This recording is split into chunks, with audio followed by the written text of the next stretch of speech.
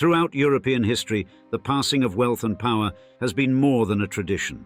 It has been the very heartbeat of the continent. Unlike any other region in the world, Europe's grand estates, titles, and influence have often remained within the hands of a few select families whose names have shaped entire eras. Indeed, for centuries, dynasties have risen and fallen, but always a few have remained. Their roots digging deeper into the soil of aristocracy, their fortunes growing ever larger with each generation. Yet, in the 21st century, as the old world meets the new, a select handful of heirs and heiresses, some known, others emerging, are poised to take the reins. And these young dynasts, destined to steer the continent's wealth into uncharted territories, will not necessarily inherit gilded titles and centuries-old palaces like days past. They will command fortunes vast enough to shape the future of Europe itself. Today, we feature the story of the heirs who will own tomorrow's Europe, a place where old money is evolving, and the power it brings is more formidable than ever. When you imagine becoming the heiress to a monumental old money fortune that spans not one, but two European dynasties, you'd likely envision a life draped in luxury, opulent galas, exclusive parties, and leisurely afternoons on sun-drenched yachts.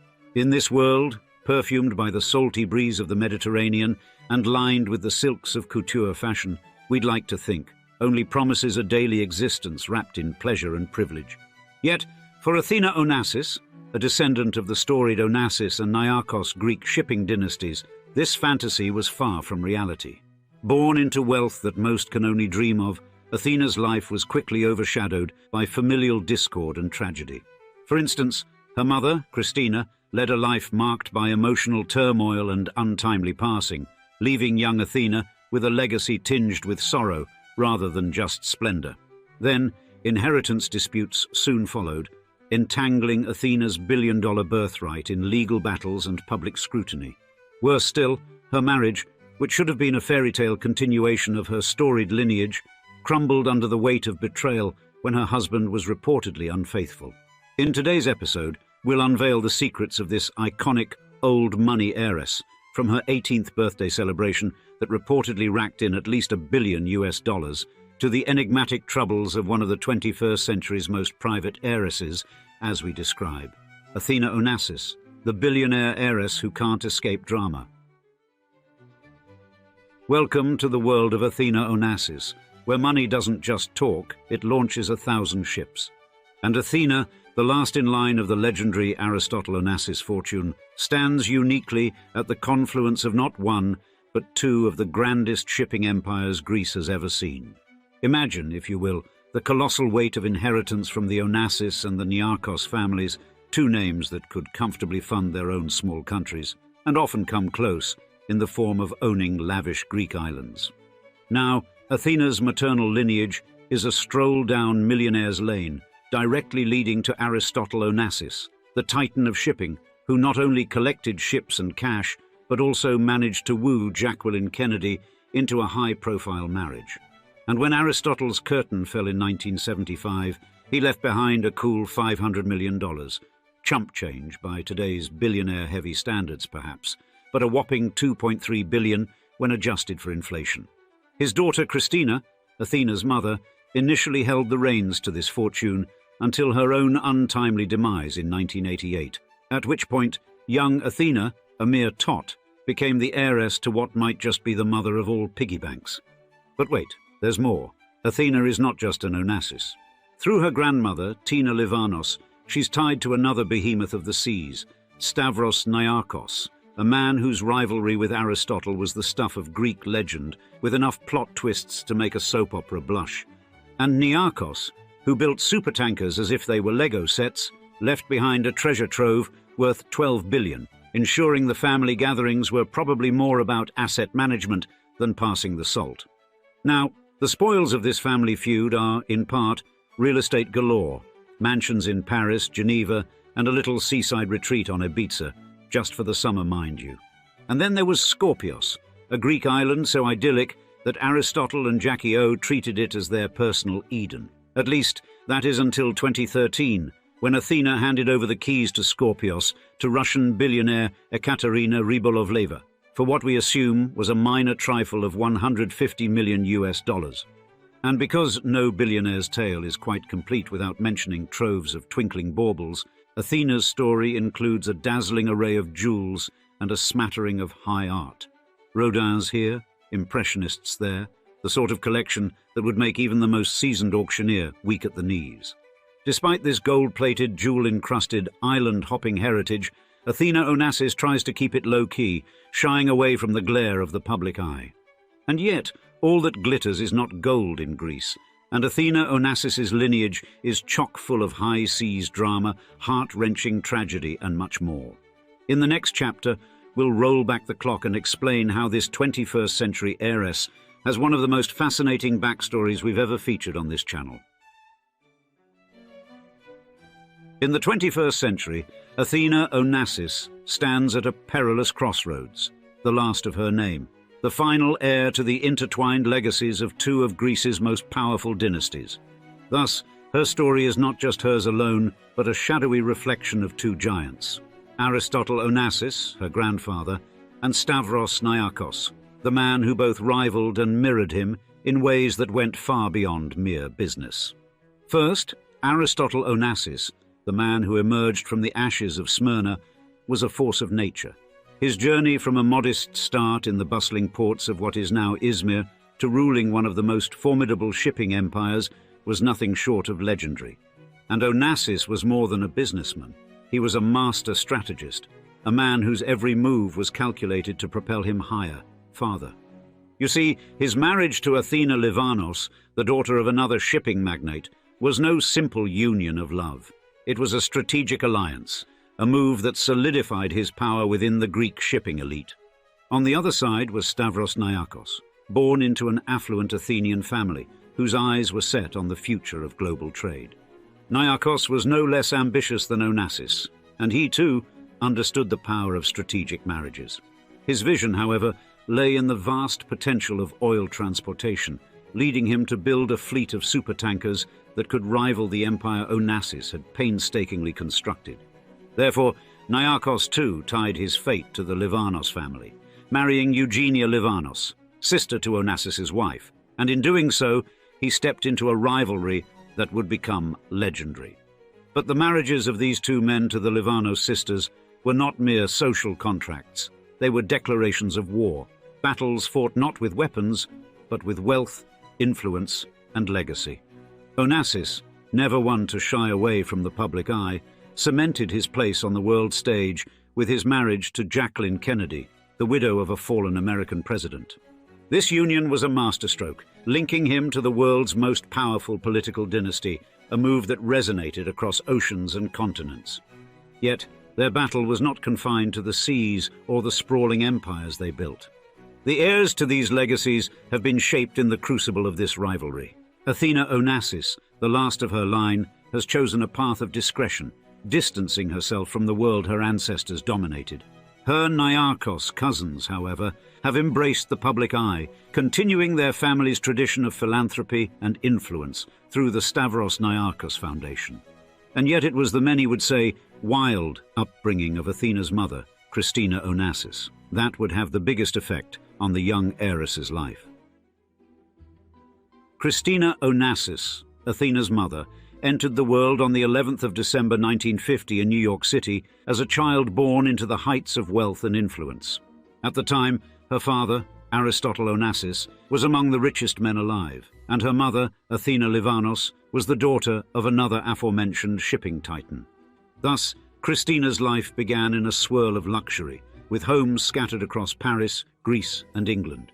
Yet, beneath the surface of this glittering existence, shadows loomed. You see, her parents' marriage, troubled by her father's notorious affair with the opera singer Maria Callas, unraveled when Christina was just 10 years old. And this scandal, played out under the harsh light of public scrutiny, left Christina feeling humiliated. Then, the 1960s were marked by a difficult relationship between Christina and her father. Aristotle Onassis, a man known for his overbearing nature, had high expectations for his daughter, and he intended for her to take over the family empire one day. Yet, while Christina admired her father, their bond was often strained. The tension between them only deepened when Aristotle married Jacqueline Kennedy in 1968. Neither Christina nor her brother Alexander trusted their new stepmother, and they never grew close to her. Therefore, this already fragile family structure was shattered further when Alexander died in a plane crash in 1973, a tragedy that devastated both Christina and her father. The following years brought more sorrow, with the death of her mother in 1974 and her father's passing in 1975. Consequently, Christina was left alone to bear the weight of the Onassis fortune, a burden that would follow her for the rest of her life. Then, the 1970s and 1980s were turbulent years for Christina, marked by a series of troubled marriages. Her first marriage, at just 20 years old, was to Joseph Bolker, a real estate developer who was 27 years older than her, and this union, reportedly disapproved of by her father, lasted a mere 9 months.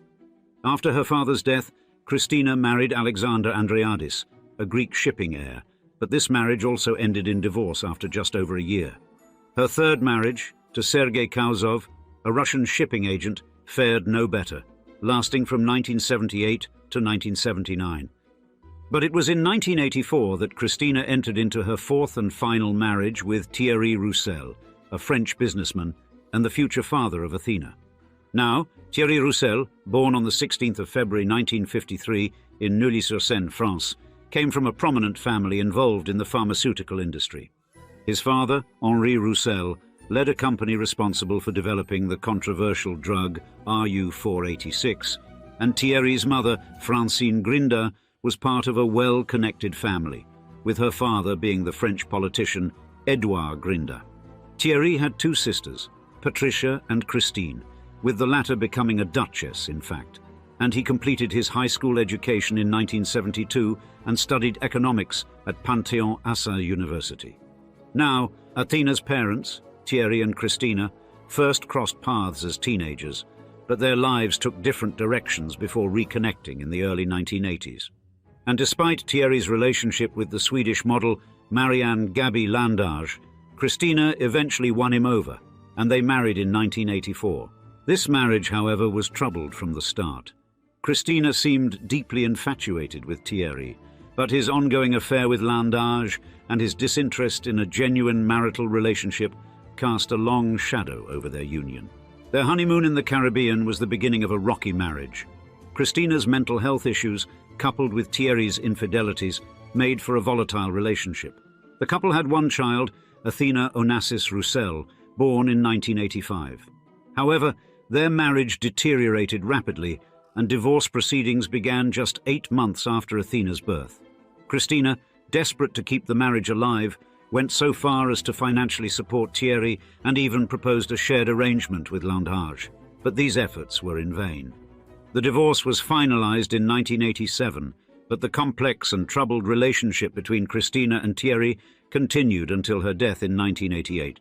It was within this tragic set of circumstances, despite being raised into immense wealth, that one Athina Onassis would grow up.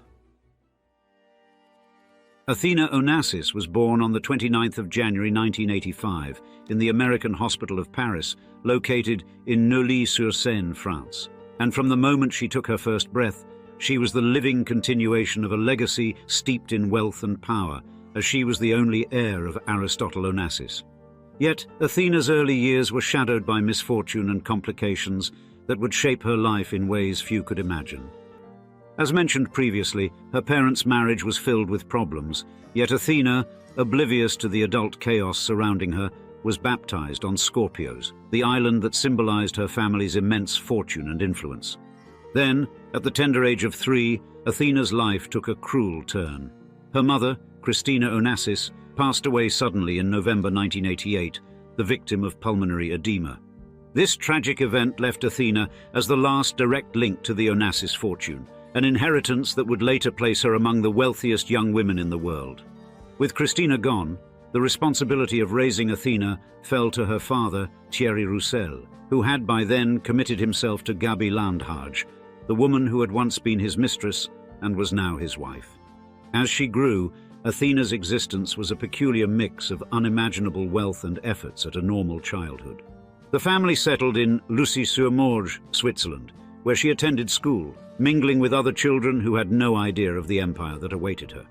But Roussel, perhaps in an effort to shield her from the corrupting influence of too much money too soon, ensured that Athina received no more pocket money than her half-siblings. Indeed, it was a curious upbringing for a girl who one day would control a fortune that spanned continents. Her education was carefully curated, leading her to a preparatory course in Brussels, Belgium, and it was here that she faced the challenge of the baccalaureate exam, which she successfully passed in the summer of 2003.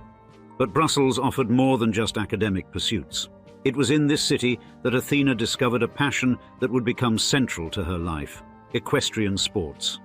Horses, with their grace and power, captivated her, providing a rare avenue for expression and escape from the pressures of her inheritance. Yet, through these formative years, the Onassis fortune, so vast and intricate, was not hers to control. You see, Christina Onassis always held a certain distrust towards Thierry Roussel, the man her daughter would one day call father. In fact, she saw him as a potential threat, a man whose ambitions could easily veer off course. And to guard against any unwanted surprises, she had the family wealth placed under the watchful eyes of a board of administrators, a group she handpicked herself. The chosen trustees were Stelio Papadimitriou, Paul Ioannidis, Apostolos Zabellas, and Theodore Gabrielides, men who understood the seriousness of their duty. As young Athina grew up, every penny spent in her name required the board's nod of approval. Certainly, it was a system that grated on Father Roussel's nerves, so much so that he once threatened to pack his bags and head back to France, where the estate's tax obligations would have been far steeper. And though she was only 13, Athina already felt a deep resentment towards anything related to her Greek heritage. In one of her rare interviews, she confessed to an Italian magazine that she believed the Onassis name was the root of all her troubles. Then, her stepmother, Gabi Landhager, confirmed this sentiment during an appearance on American television, recounting how Athina had once said that if she could, she would burn every last dollar of the Onassis fortune. Yet on her 18th birthday, Athina assumed control of her portion of her mother, Christina Onassis's estate, estimated to be worth between $700 million and $1 billion, instantly making her one of the wealthiest individuals in the world. However, another battle began after she turned 21 in 2006, when her lawyers attempted and failed to secure her position as president of the Onassis Foundation. In fact, the board was unyielding, deeming her unqualified and asserting that she had no legitimate claim to Aristotle Onassis's estate. They cited her lack of connection to Greek culture, unfamiliarity with the language, absence of formal education, and complete lack of work experience as evidence of her unsuitability. They even invoked the memory of her late uncle Alexander, arguing that Athina had little in common with the legacy left by her grandfather. Yet, despite the intense legal battles and challenges Athina Onassis faced in her quest to become president of the Onassis Foundation after her 21st birthday, she did receive the remainder of her inheritance at that time. And regarding romance, around the same time, in March 2003, Onassis found herself drawn to Álvaro de Miranda Neto, a Brazilian showjumper with 2 Olympic medals to his name. The relationship quickly grew serious, and she made the move to São Paulo, purchasing a luxurious duplex with sweeping views of Ibirapuera Park for $8.6 million. By December 2005, the two were married in a ceremony brimming with Brazilian VIPs and equestrian friends. Yet, absent were her father and stepmother. The couple, suspiciously uninterested in extravagant gifts, encouraged their guests to make charitable donations instead. But the marriage didn't last. By 2016, the couple had separated following allegations of infidelity on Miranda's part, and the ensuing divorce was swift and complex, with Onassis securing the services of the formidable lawyer Robert Stephen Cohen. Legal battles spilled into the courts of Antwerp, Belgium, where Onassis had been living. Miranda contested the prenuptial agreement and demanded alimony, while disputes over the ownership of their horses added further complications. The divorce was finally settled in November 2017, and Onassis returned to Greece to start anew. Yet, despite the personal turmoil, Athina remained steadfast in her pursuit of equestrian excellence.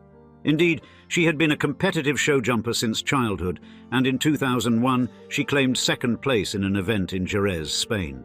Competing under the Greek flag for the Avlona Riding Club in Athens, she continued to make her mark.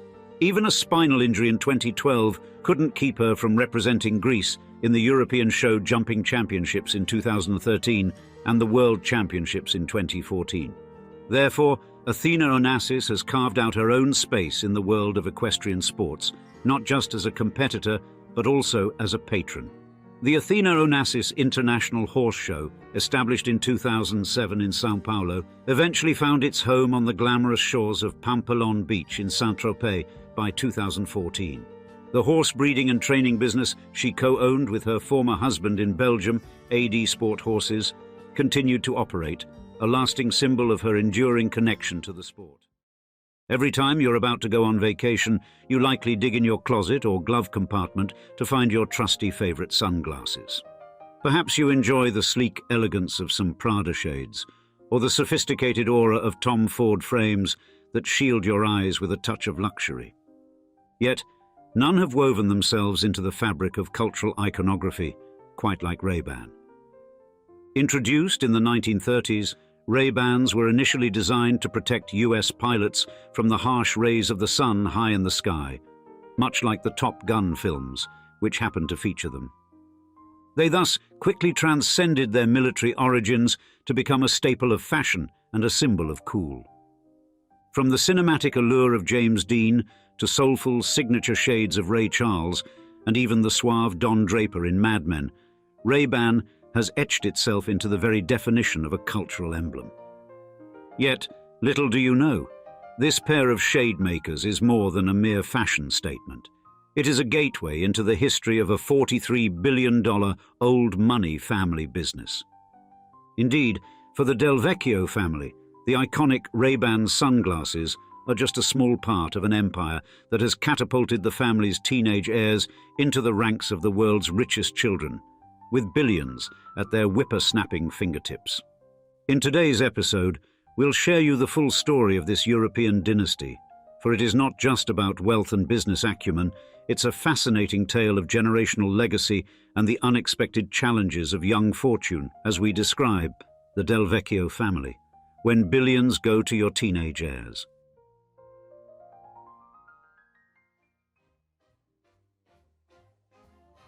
The Del-Vecchio family doesn't just rub elbows with Europe's modern elite, they practically set the table.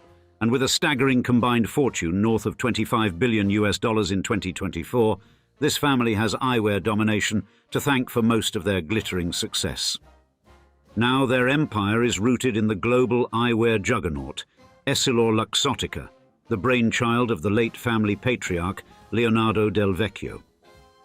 He not only founded the company but also drove it to the top of the global ladder, holding on to a 32% stake worth a cool $22.2 billion when he passed away at 87 in 2022. But sunglasses and designer specs aren't the only arrows in the Del-Vecchio family quiver. They've spread their wealth across some of Italy's most prominent companies. There's their near 10% slice of insurance giant Generali, worth around $2.6 billion. Then, a tasty 20% in Mediobanca, a key player in Italian finance, and a 27% holding in the French real estate firm Covivio. Yet, of course, no billionaire portfolio is complete without a yacht, and Leonardo had one worth $26 million, not to mention his other personal assets tipping the scales at $80 million. Now, when Leonardo passed in 2022, his vast fortune shifted hands to his wife, Nicoletta Zampillo, and his 6 children, with sons Luca, Clemente, and Leonardo Maria taking the spotlight. The youngest of the lot, Luca, inherited a $4.7 billion chunk of Delphine, the family's holding company, which just so happens to have the controlling interest in EssilorLuxottica. And at the tender age of 22, Luca found himself on the world stage as one of its youngest billionaires, comfortably nestled within the top 500 wealthiest individuals on the planet. But Luca's not the only one reaping the spoils. His brother Clemente, the 19-year-old middle child, pocketed his own $4.7 billion windfall, securing his spot as the world's second youngest billionaire. Clemente's wealth stems from his hefty 12.5% share in Delphine, not bad for someone who was barely old enough to rent a car in most countries at the time. And then there's Leonardo Maria, the elder of the trio, sitting on his own $4.7 billion stake. Now 30, Leonardo Maria isn't just a billionaire by birthright. He's got his hands in the family business, running the Italian retail operations for Essilor-Luxottica. Indeed, it seems he's taken on the mantle of keeping the company's wheels turning, while his younger siblings look on from their lofty perches. And in terms of indulgence, the Del-Vecchios don't do anything by halves. Their sprawling portfolio is peppered with lavish properties, a $26 million yacht. Check. A villa on the shores of Lake Como. Naturally. A penthouse in Milan's ultra-exclusive Porta Nuova district? Of course. And when they feel like getting from A to B, they have options.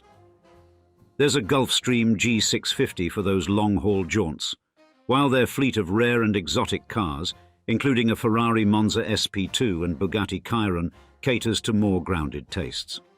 However, how could such a family that rose from poverty in Italy change their fortunes to field some of the world's youngest billionaires? In Chapter 2, we'll find the answers and set our sights, Del-Vecchio style, toward the future.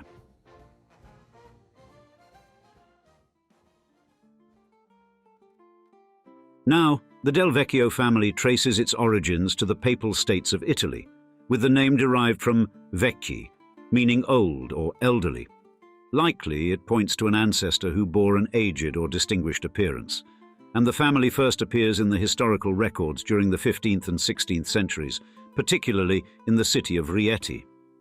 Yet, it is Leonardo Del-Vecchio who would carry the family name far beyond Italy's borders, making it synonymous with global business success.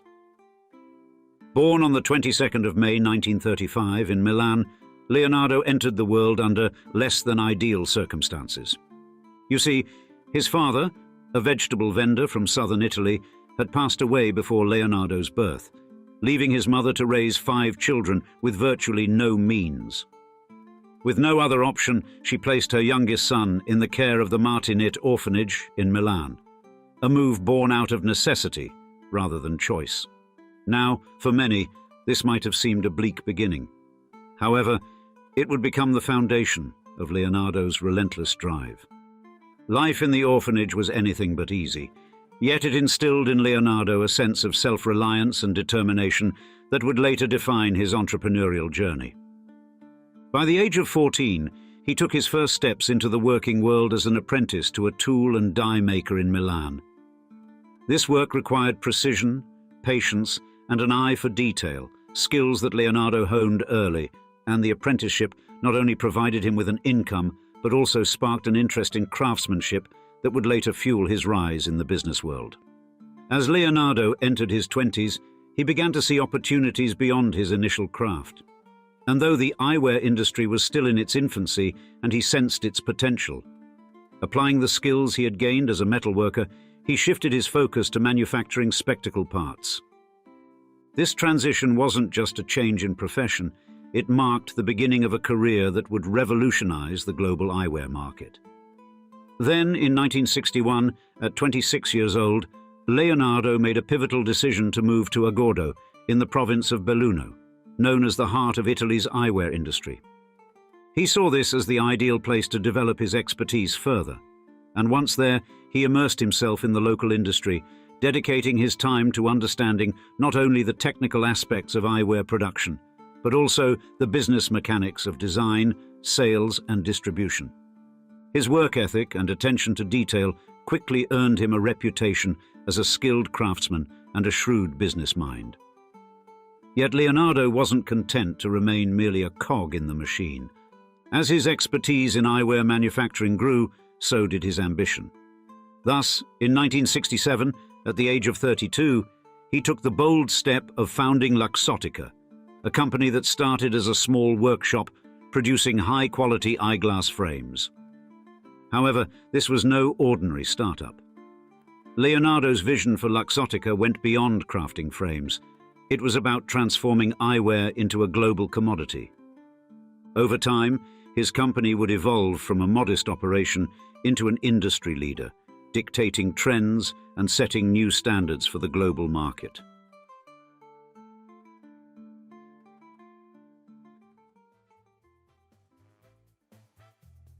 In 1967, Del-Vecchio made a pivotal decision to launch complete eyeglass frames under the Luxottica brand itself. And by 1971, Luxottica had swiftly moved away from contract manufacturing, seizing the opportunity to establish itself as a standalone player in the eyewear market. The company's next big leap came in 1990, when Luxottica made the bold decision to go public, but not in Milan, as one might expect. Instead, it listed on the New York Stock Exchange, becoming the first Italian company to bypass its own home market. This daring move not only raised capital, but also signaled to the world that Luxottica had bigger ambitions than being an Italian eyewear maker. Certainly, listing in New York was a strategic play for global recognition, reinforcing the company's aspiration to be a serious international contender. Therefore, the impact of the IPO was unmistakable. By 1994, the value of Luxottica's shares had quadrupled, a monetary monument to the market's confidence in its growth strategy. And Del-Vecchio, ever the shrewd businessman, retained $80 million from the proceeds, further entrenching his position as the company's majority shareholder. Subsequently, his leadership would steer Luxottica through both triumphs and challenges, solidifying its position as the global titan of eyewear.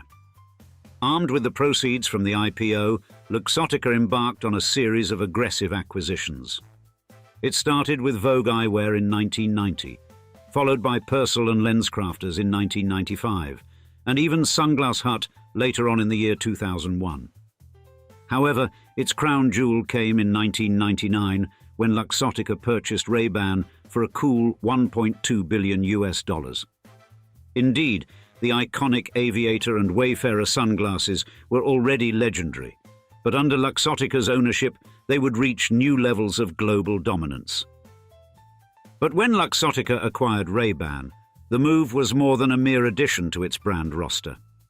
It allowed the company to gain full control over Ray-Ban's manufacturing and distribution, which streamlined operations and drove profit margins higher. Furthermore, the acquisition reinforced Luxottica's vertical integration strategy, creating efficiencies that competitors struggled to match. By owning every step from production to retail, Luxottica cemented its dominance in the eyewear industry. Ray-Ban's seamless integration was an undeniable success, transforming it into an even more coveted accessory for the style-conscious consumer. However, Luxottica's ascent was not without turbulence, and in the early 2000s, internal family conflict spilled into the public eye. Claudio Del-Vecchio, Leonardo's son, who had been tasked with overseeing US operations, found himself ousted in 2004 after a bitter falling out with his father. The dispute led to a legal battle, with family dynamics laid bare for all to see. Moreover, the Del-Vecchio family's vast fortune invited public scrutiny. Allegations of tax evasion surfaced, and critics questioned the family's substantial influence over Luxottica's corporate governance. Although these controversies didn't derail the business itself, they did dent the family's reputation, raising questions about the complexities of mixing business and blood.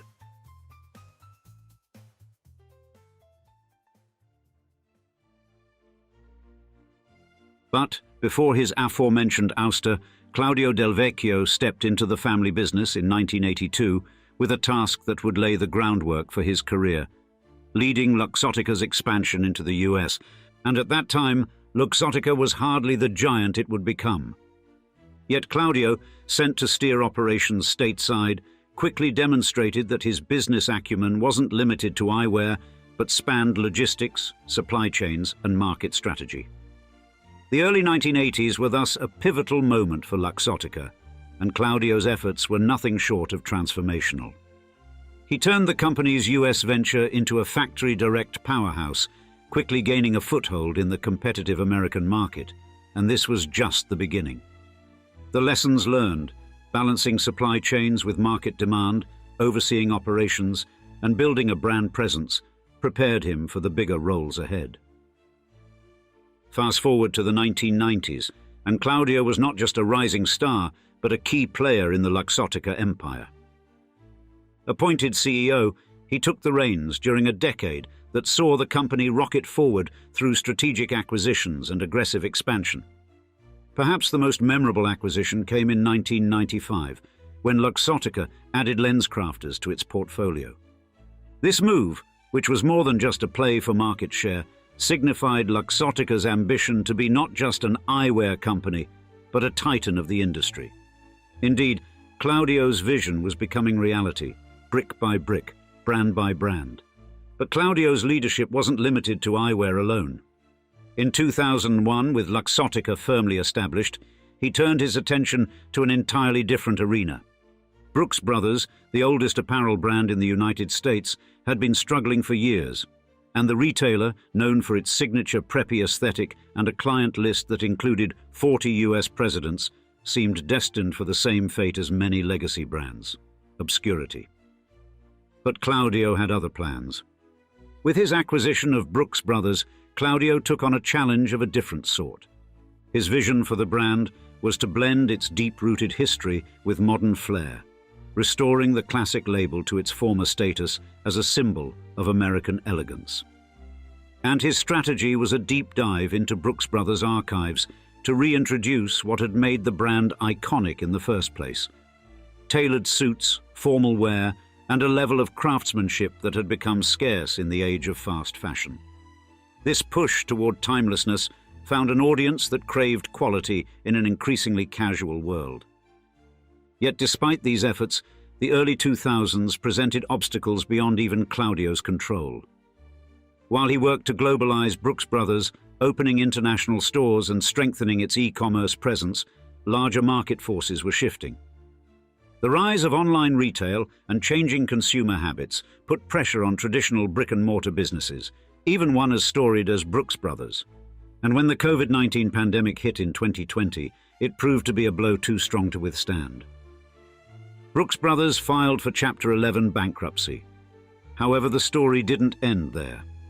A new chapter was written when a consortium, including Authentic Brands Group, stepped in to save the label, ensuring that Brooks Brothers' long history of style and sophistication would live on.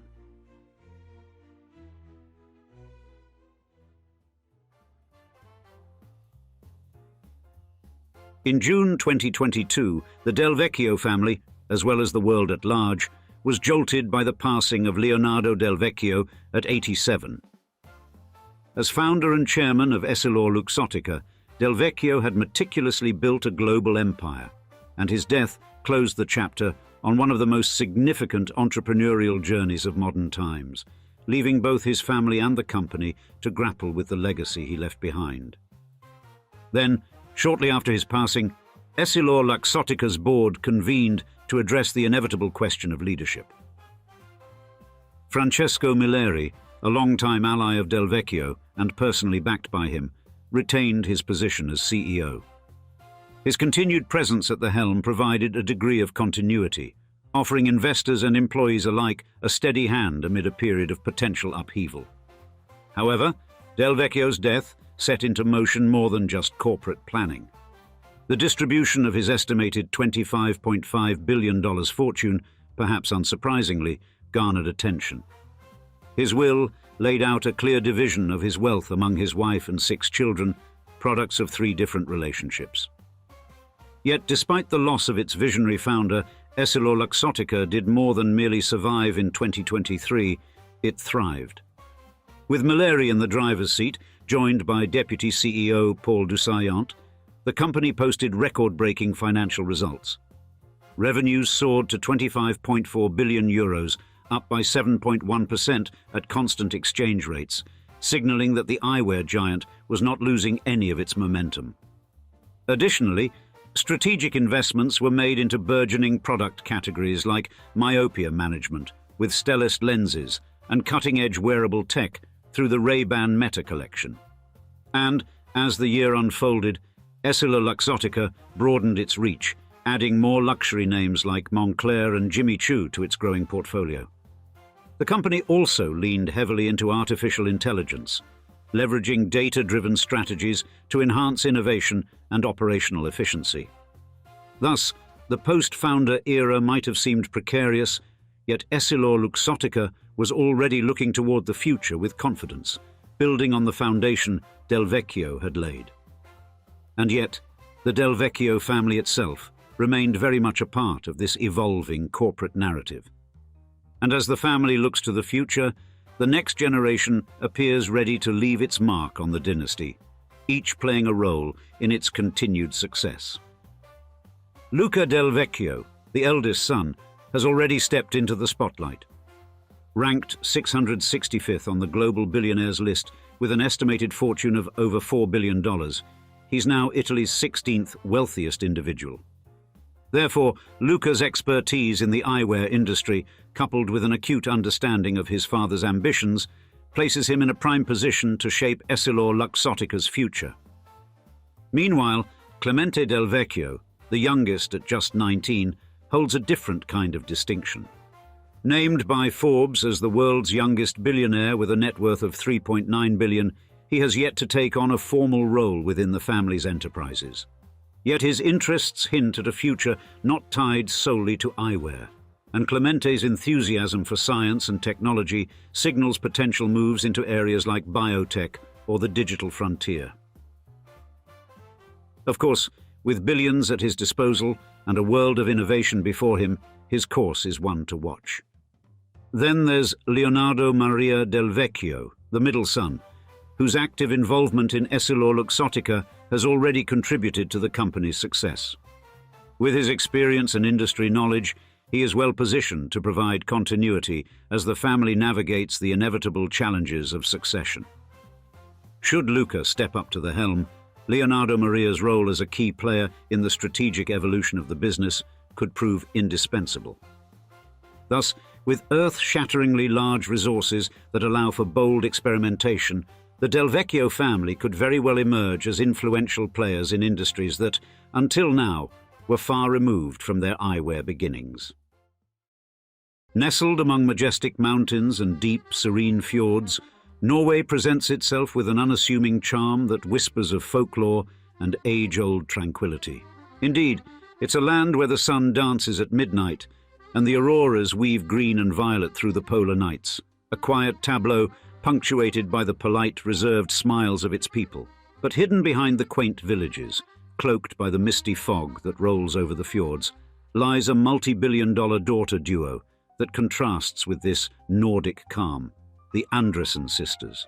Katarina and Alexandra Andresen, barely out of their school uniforms, stand at the helm of Ferd, a behemoth in the realm of Norwegian finance.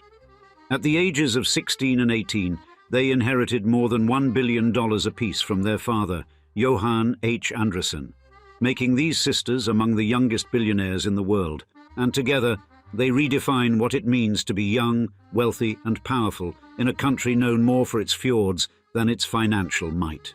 In today's episode, we'll share their full story, from the humble Scandinavian backcountry to the absolute pinnacle of global wealth, despite being under age 30, as we describe the sisters who got $3 billion as teenagers, the Andresens of Norway.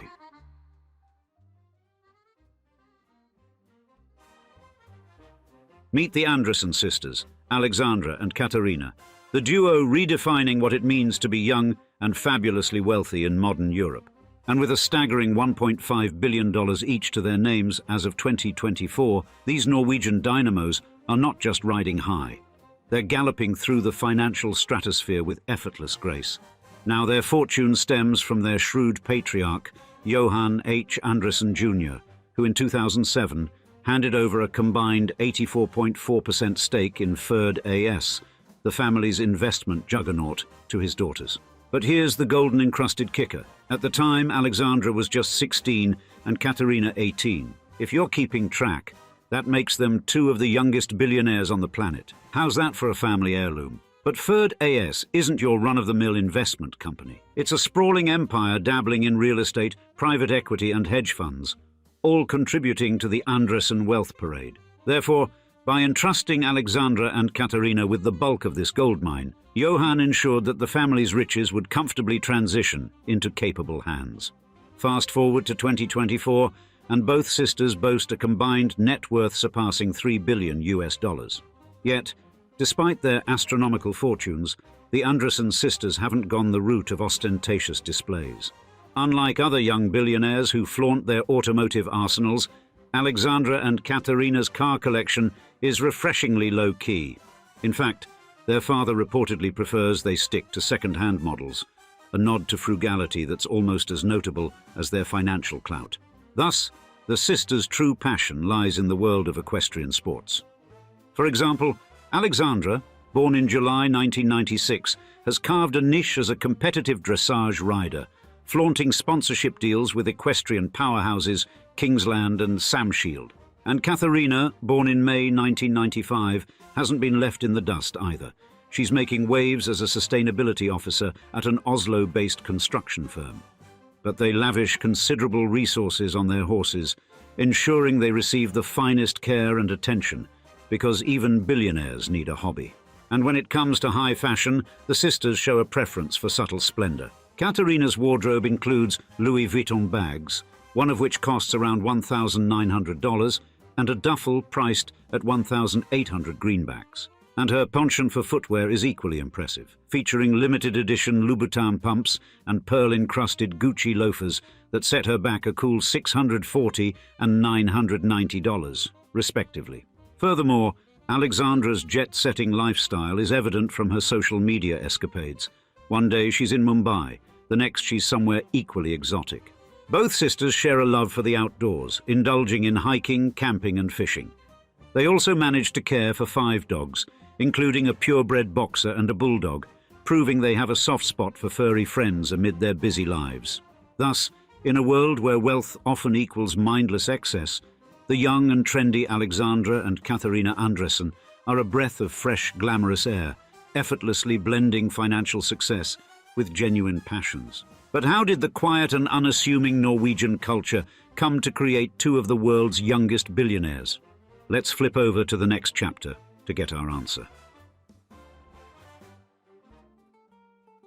The Andresen lineage, with its tendrils stretching back to the fertile economic ground of 19th century Norway and further into the historical terrains of Schleswig-Holstein under the Holy Roman Empire, is a saga not just of survival, but of significant prosperity. And the name Andresen itself, a nod to Andreas, which means manly or brave, signals a strong lineage, identifying one as son of Andreas, a common marker in the Scandinavian naming tradition, particularly prevalent in Denmark and Norway.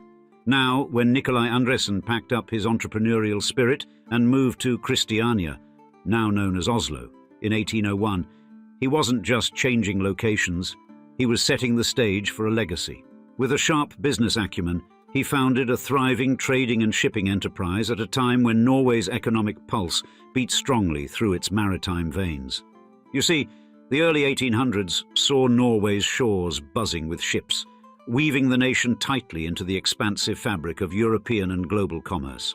Therefore, this period, ripe with advancements in shipping technology and an expansion of trade routes, provided a golden opportunity for spirited businessmen like Nikolai.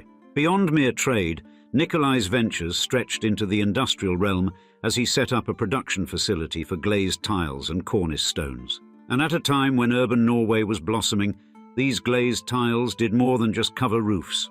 They symbolized the aesthetic elevation of a prospering bourgeoisie, blending utility with a decorative flair that mirrored wider European tastes. Not one to confine his influence to the economic sphere alone, Nikolai also dipped his toes into political waters, serving in the Norwegian parliament and holding a firm stance in Christiania's representation over the years. And his dual engagement in commerce and politics underscored a broader societal impact, weaving his influence deeply into the fabric of Norwegian life. Then, the baton of legacy was passed to Nikolai's sons, Nikolai August Andresen, who steered the banking division, and Johan Henrik Andresen, who managed the mercantile ventures. It was Johan Henrik who, in 1849, would pivot the family's fortunes towards the tobacco industry by acquiring J.L. Tiedemanns Tobaksfabrik. This tobacco factory, originally founded in the 1730s and having changed hands until it was bought by Johan Ludvig Tiedemann in 1833, was set to become a cornerstone of the Andresen family's industrial empire.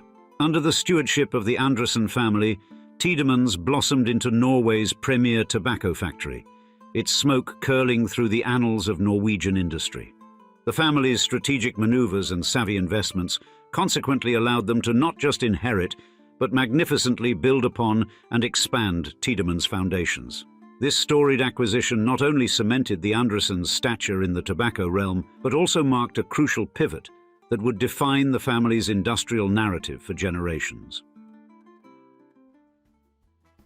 To get specific, it was Johan Henrik Andresen, the girl's great-grandfather, born into the waning years of the 19th century, became a linchpin in the ascension of his family's fortunes within Norway's tobacco sector.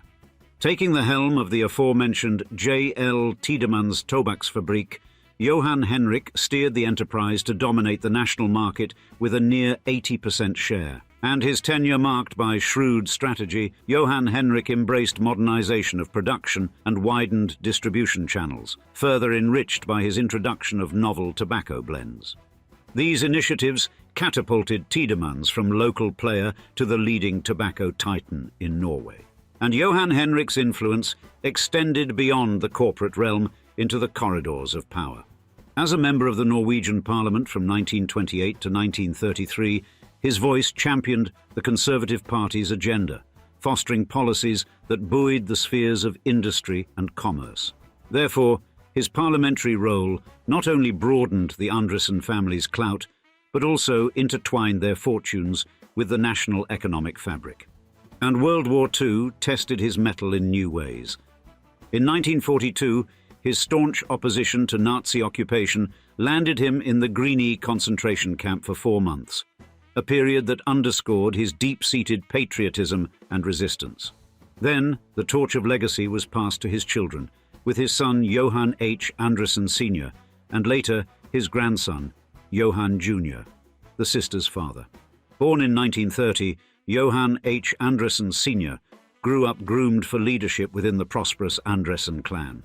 He stepped into his forebears' shoes during the transformative 1960s, a decade that saw Norway expand its industrial horizons.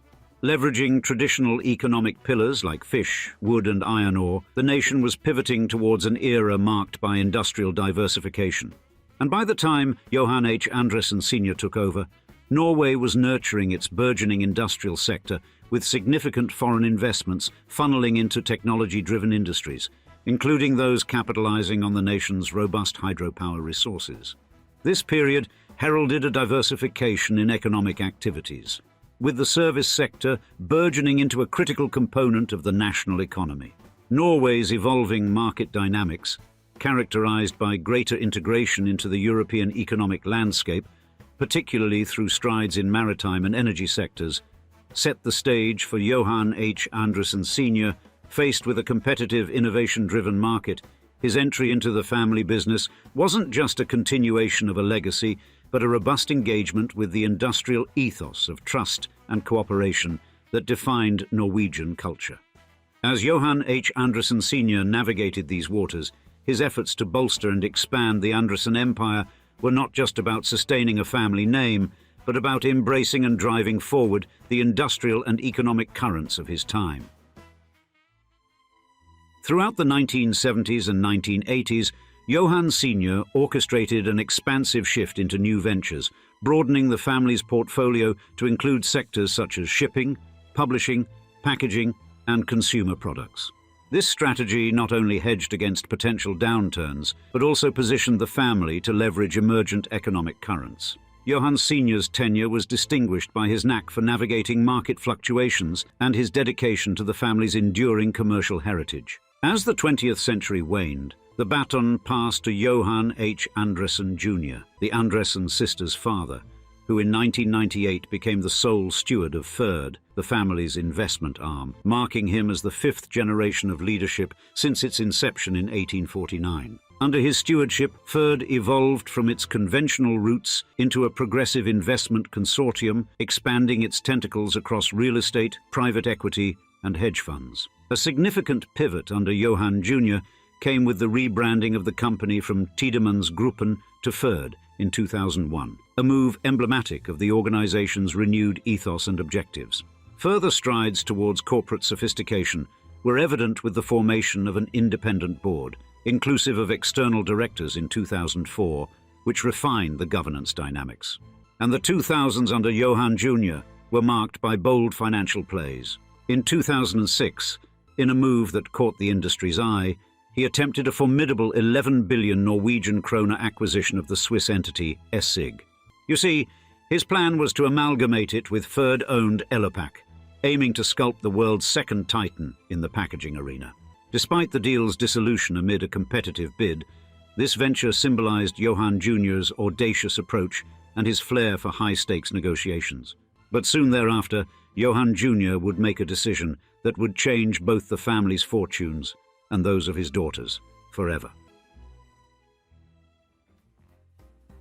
In 2007, in a move befitting a shrewd patriarch of a long-standing investment dynasty, Johann H. Andresen Jr. decided to pass on a substantial part of his legacy to the next generation. As the owner of Ferd AS, a family-run investment company, he transferred 42.2% ownership stakes to each of his daughters, Alexandra and Katharina, thus introducing them to the intricacies of the family enterprise. Now, the financial magnitude of Alexandra and Katharina's holdings remained under wraps until 2016, when Forbes magazine unveiled them as the world's youngest billionaires. This disclosure was not through a grand announcement, but rather the mundane reality of Norway's tax laws, which mandate the public release of tax information, including one's net worth. And at the time of this revelation, Alexandra was a mere 19 years old and Katharina just a notch older at 20, placing them at the top of global wealth charts. When it occurred, the sisters each boasted a net worth of $1.2 billion, a figure derived directly from their hefty shares in Ferd AS. Yet, Johann H. Andresen Sr., despite shifting substantial ownership to his daughters, didn't retreat into the shadows. Instead, he continued wielding significant influence, steering Ferd from the helm as CEO until 2012. And under his guidance, the company flourished, broadening its investment portfolio and cementing its stature in sectors as diverse as energy, packaging, and real estate. His tenure was marked by a commitment to sustainable value creation and judicious investment, principles that have come to define Ferd's business philosophy. The year 2012 saw a pivotal shift in Ferd's leadership dynamics. Andresen Sr. transitioned to the role of chairman of the board, thereby setting the stage for a new chapter in the company's management. This strategic move allowed him to focus on overarching business strategies while entrusting the day-to-day operations to adept hands. Since then, the reins of Ferd have been held jointly the stewardship of the fifth and sixth Andresen generations. While the senior Andresen continues to provide strategic direction as chairman, operational oversight has been delegated to Morten Borge, who took over as CEO following the leadership restructure. This blend of seasoned leadership and fresh oversight has forged a robust governance framework at Ferd. It marries the long-term vision inherent in family-owned enterprises with the acumen of seasoned executives, and Alexandra and Katharina, far from being mere figureheads, have grown into their roles as substantial stakeholders and active board members. Their ascendancy to the board has not only reinforced the family's dedication to Ferd, but also infused the company's leadership with new ideas and perspectives, promising a vibrant future for the enterprise. Whoever thinks mythology is just dusty old stories relegated to ancient scrolls, they're sorely mistaken, not to mention probably a bore at dinner parties. Indeed, mythology is as relevant as ever, going so far as to bleed into the realm of conspiracy theories and shadowy figures. Take the Rothschilds, a household name so enigmatic that they're practically mythological themselves. But this banking dynasty didn't just spring out of thin air. It was orchestrated by Meyer Rothschild, a man so ahead of his time that if he were a clock, he'd be set a century forward. 5 sons, 5 cities, 5 banks. This was the masterstroke that birthed a financial empire that is as pervasive today as it was back in the 18th century. But enough with the basic history that you probably already know. In today's video at Old Money Luxury, let's dive into the future of the Rothschilds, an old money family that keeps everyone curious as to their plans, regardless of why and when. More specifically, we'll discuss the next generation of the family, the millennials and Gen Z members, who'll take the mantle of this legendary banking dynasty in the 21st century as we described. The secret life of the Rothschild family heirs. First on our list of Rothschild's heirs is Nathaniel Philip Victor James Rothschild, or Nat for those in the know. You see, this man is no mere heir-in-waiting. He's a bona fide business savant. Born in 1971 to Jacob, the fourth Baron Rothschild, Nat's been deeply entrenched in global enterprises since the early 21st century. From the catwalks of fashion to the labyrinthine corridors of Wall Street, he's everywhere and nowhere, and that's just how he likes it. And while we all like to think we're this savvy, this man renounced a £500 million inheritance in the public eye back in 2000. But here's where it gets juicy. Rumours swirl that his actual hidden treasure is sitting in a Swiss bank, and it's estimated to be an eye-watering 40 billion quid. But let's not kid ourselves. No Rothschild life is without its share of scandal. Take, for instance, Nat's notorious yacht party, where the guest list included Peter Mandelson, Labour's first Secretary of State at the time, and Russian business magnate Oleg Deripaska. And speaking of Russia, Nat's name is synonymous with Montenegro, a country rapidly becoming a playground for Russian moguls. His 40th birthday bash at Porto Montenegro was the stuff of legend. It even lured the nation's president. Coincidence? We doubt it. Oh, and Roman Abramovich is apparently more than just an acquaintance. Interesting, to say the least. As for other shadowy connections, he's been linked with the offspring of none other than the late Libyan leader Muammar Gaddafi. If you want a translation for linked in your mind, the answer is as elusive as the man himself. All we know is, for someone said to be enjoying a quiet life in the Swiss Alps, Nat Rothschild seems to have a knack for keeping himself firmly in the orbit of international high rollers and controversial figures. Shifting gears, let's delve into another Rothschild enigma, James Alain de Rothschild, the 37-year-old son of the renowned Eric de Rothschild. Now Eric is practically a celebrity in high society. Known for his philanthropy and entrepreneurial spirit, he's the sort of man you'd find gracing the cover of Fortune, his eyes reflecting an empire's worth of secrets and successes. But it's an entirely different story for his offspring, James Alain. You'd be hard-pressed to find even a whisper of him online. So why the stark contrast? It could be that James Alain is deliberately eschewing the public eye, understandably avoiding the constant scrutiny and speculation that comes with the Rothschild surname. Thus, different to his father, James Alain is like a cipher. No headlines, no model arm candy, no vast business ventures. And here's the kicker. Unlike the usual Rothschild forays into banking and investment, James Alain has gone vinicultural. Yes, you heard right. The French heir, notice the aristocratic D in Rothschild, is deep into winemaking. Could it be a case of an old soul revealing in the artistry and refinement of viniculture?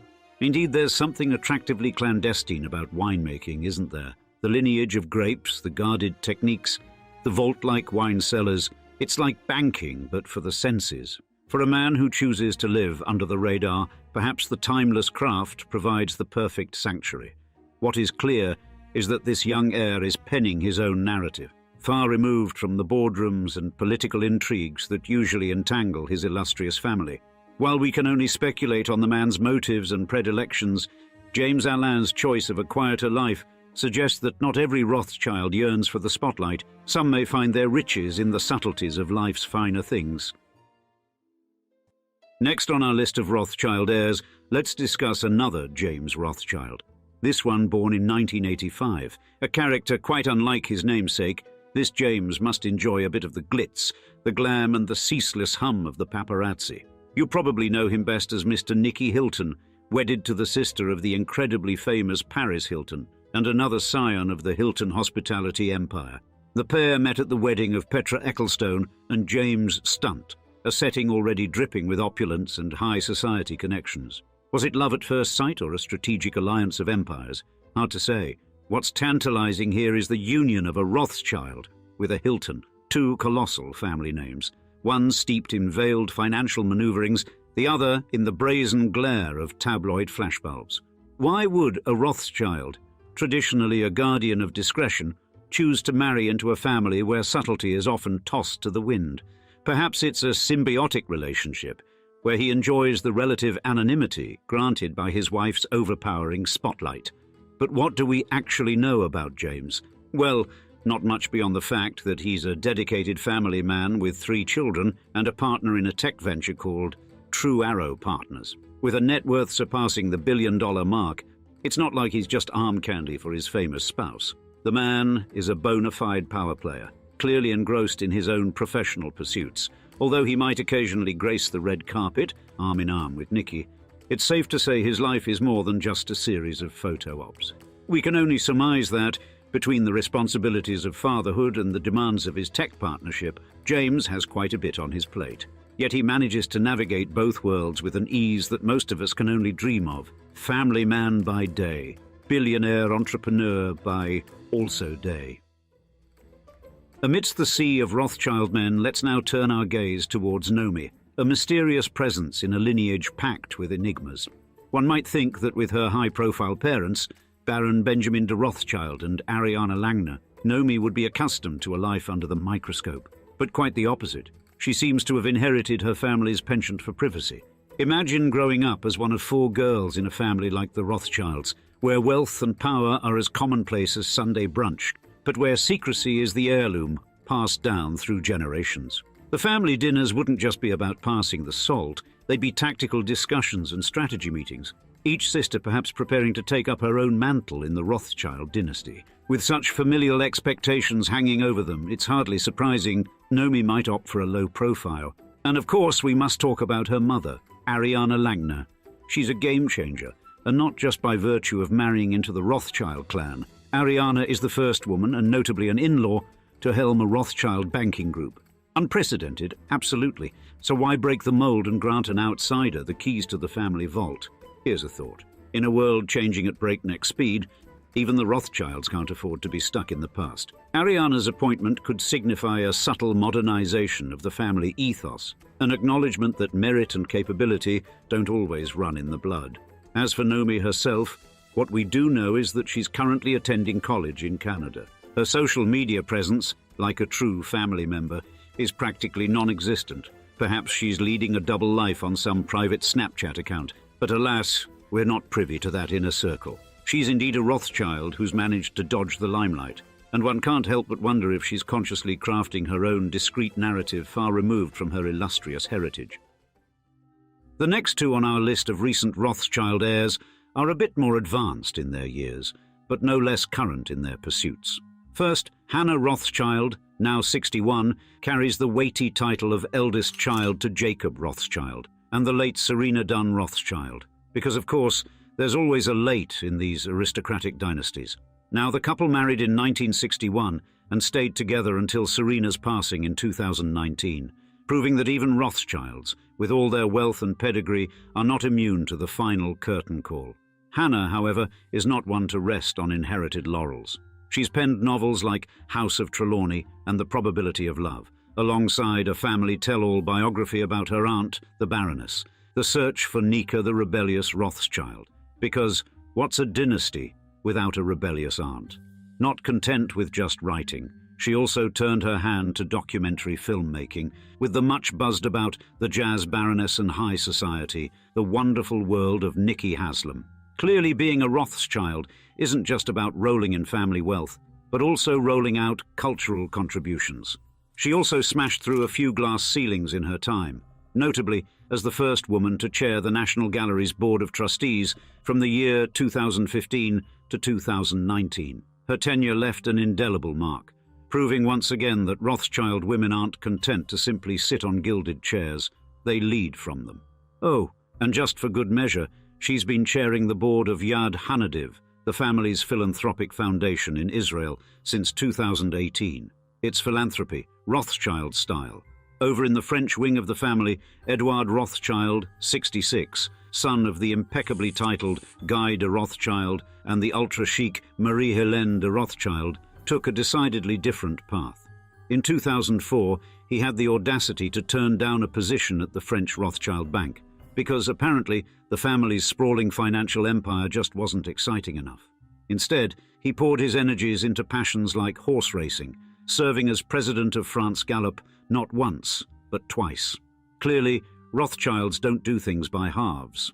A man of diverse interests, he also splashed over 20 million euros into left-wing Parisian newspaper Libération, eventually becoming its president. Because why settle for a vineyard share and racing horses when you can control the press too? In 2010, he upended things further by moving to Israel, embracing the family legacy of shaping nations, shall we say, as casually as others might redecorate their sitting rooms.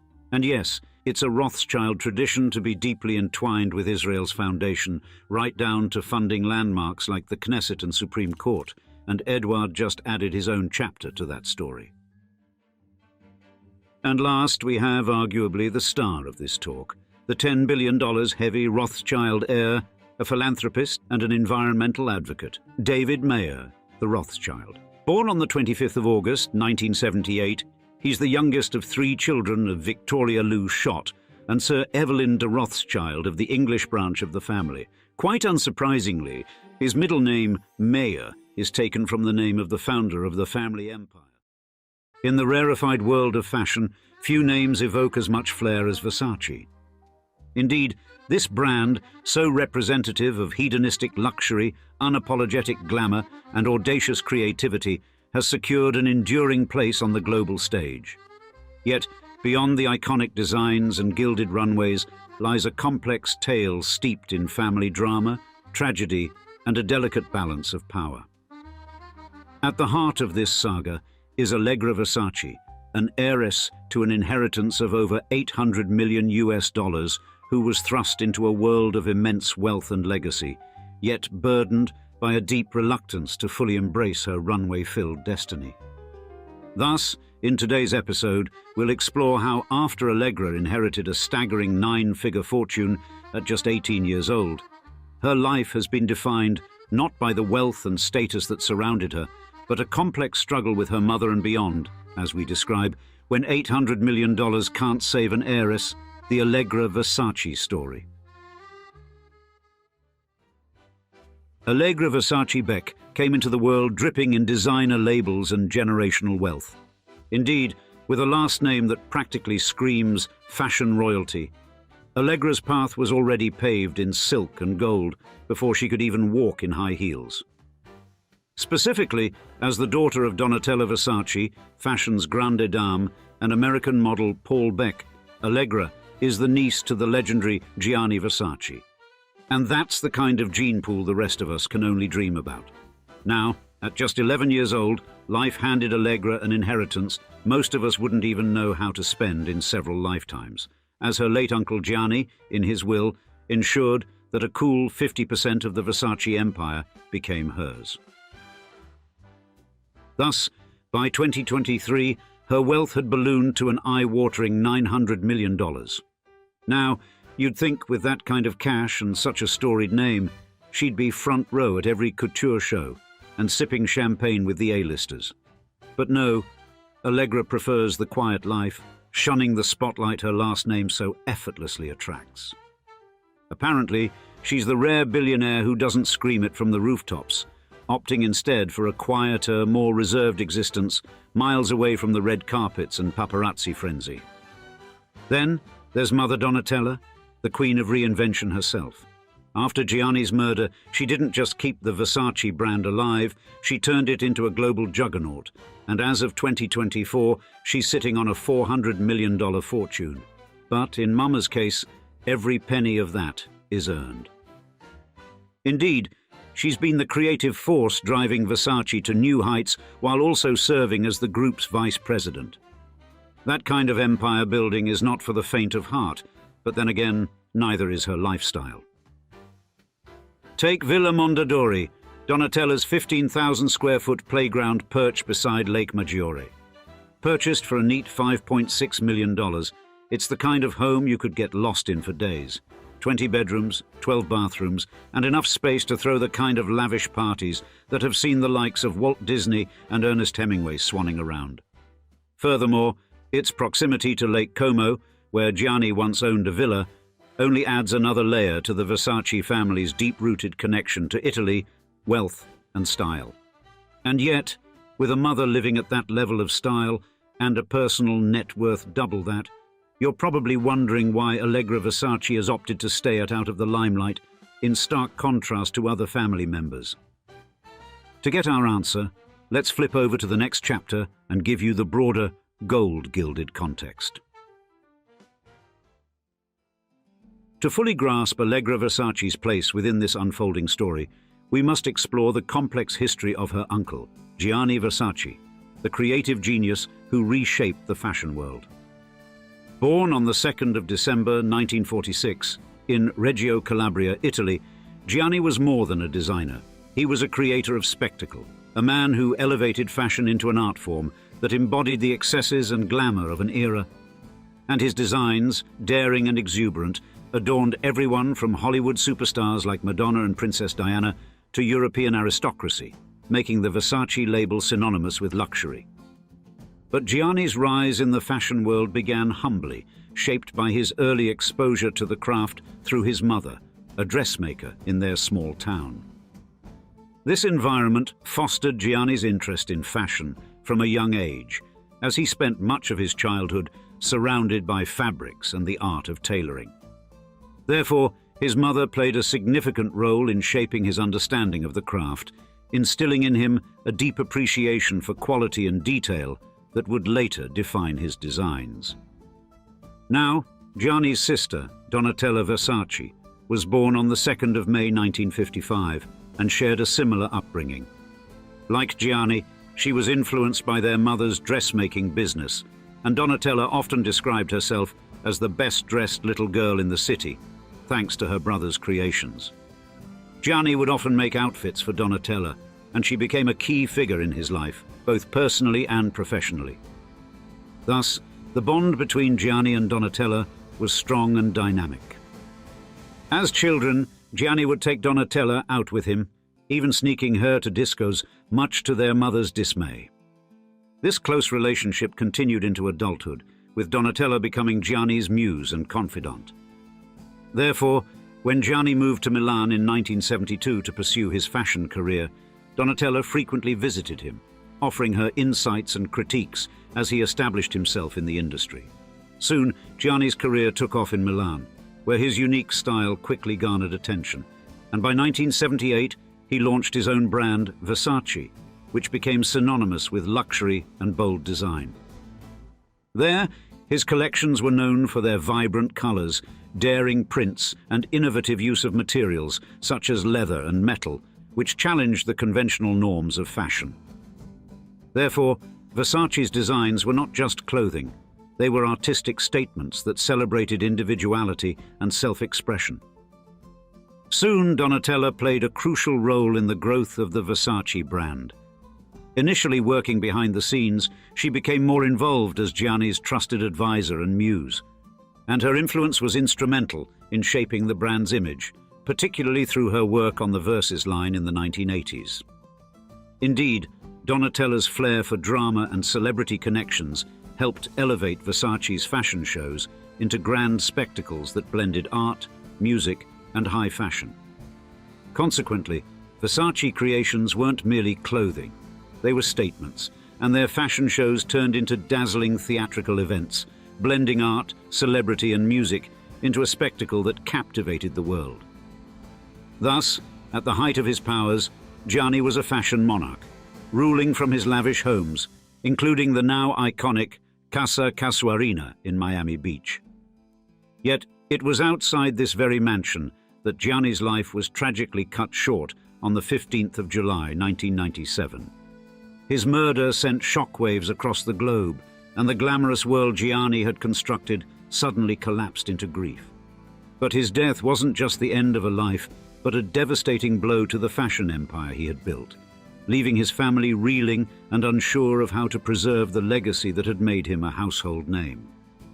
Casa Casuarina, once a monument to Gianni's success, quickly became forever linked to the tragedy that robbed the world of one of its brightest creative forces. In the aftermath, Donatella Versace, Gianni's younger sister, was thrust into the spotlight as the new creative head of the brand, while also grappling with raising an 11-year-old daughter named Allegra.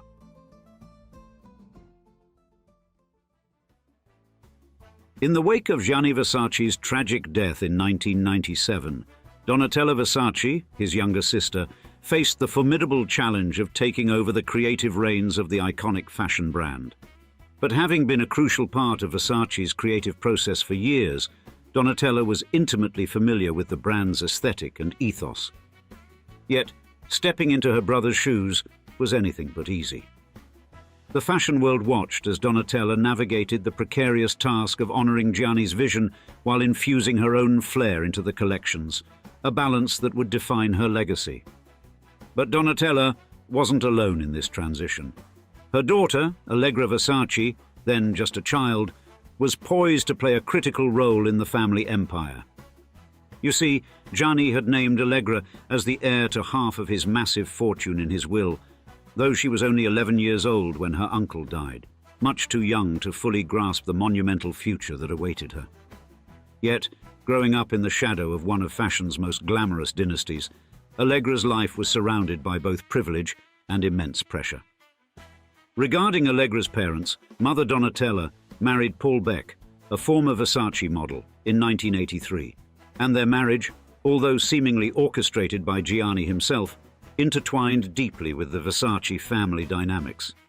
Gianni was close to both Donatella and her husband, and while there were rumors that Gianni had a romantic interest in Beck, Beck denied any such relationship.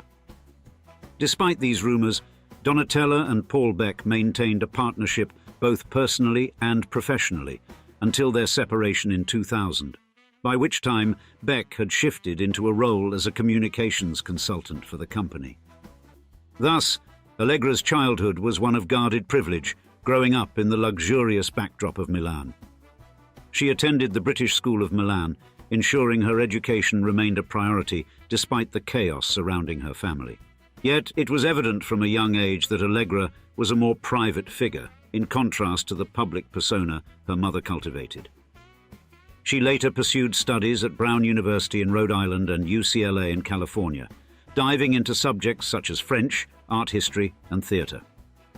This focus on academics and personal development underscored her desire to craft a life beyond the Versace brand. But, despite her efforts to carve out a quieter existence, the weight of Allegra's inheritance loomed large.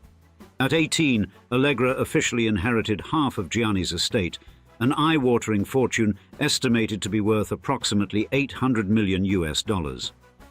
Literally, overnight, she became one of the wealthiest young women in the world. But with such an immense inheritance came heavy expectations, and Allegra's life remained deeply intertwined with the future of Versace.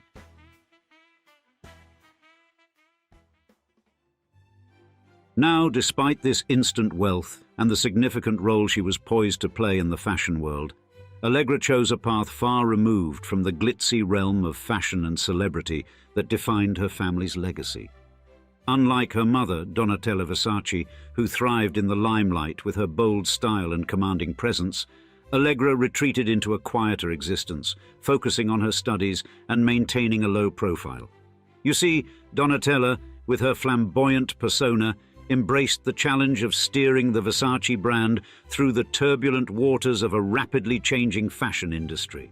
Under her stewardship, Versace not only survived but also reinvented itself, ensuring its place as a powerhouse in the fashion world. On the other side, the pressure of living up to a legacy as monumental as Gianni's took its toll on Allegra. As she grappled with the expectations placed upon her, she faced an internal conflict about whether she even wanted the role that came with her inheritance. This personal turmoil became publicly visible in the mid-2000s when her battle with anorexia became widely known. Photographs of her frail figure sparked concern and speculation, and the media quickly turned her private pain into a very public ordeal.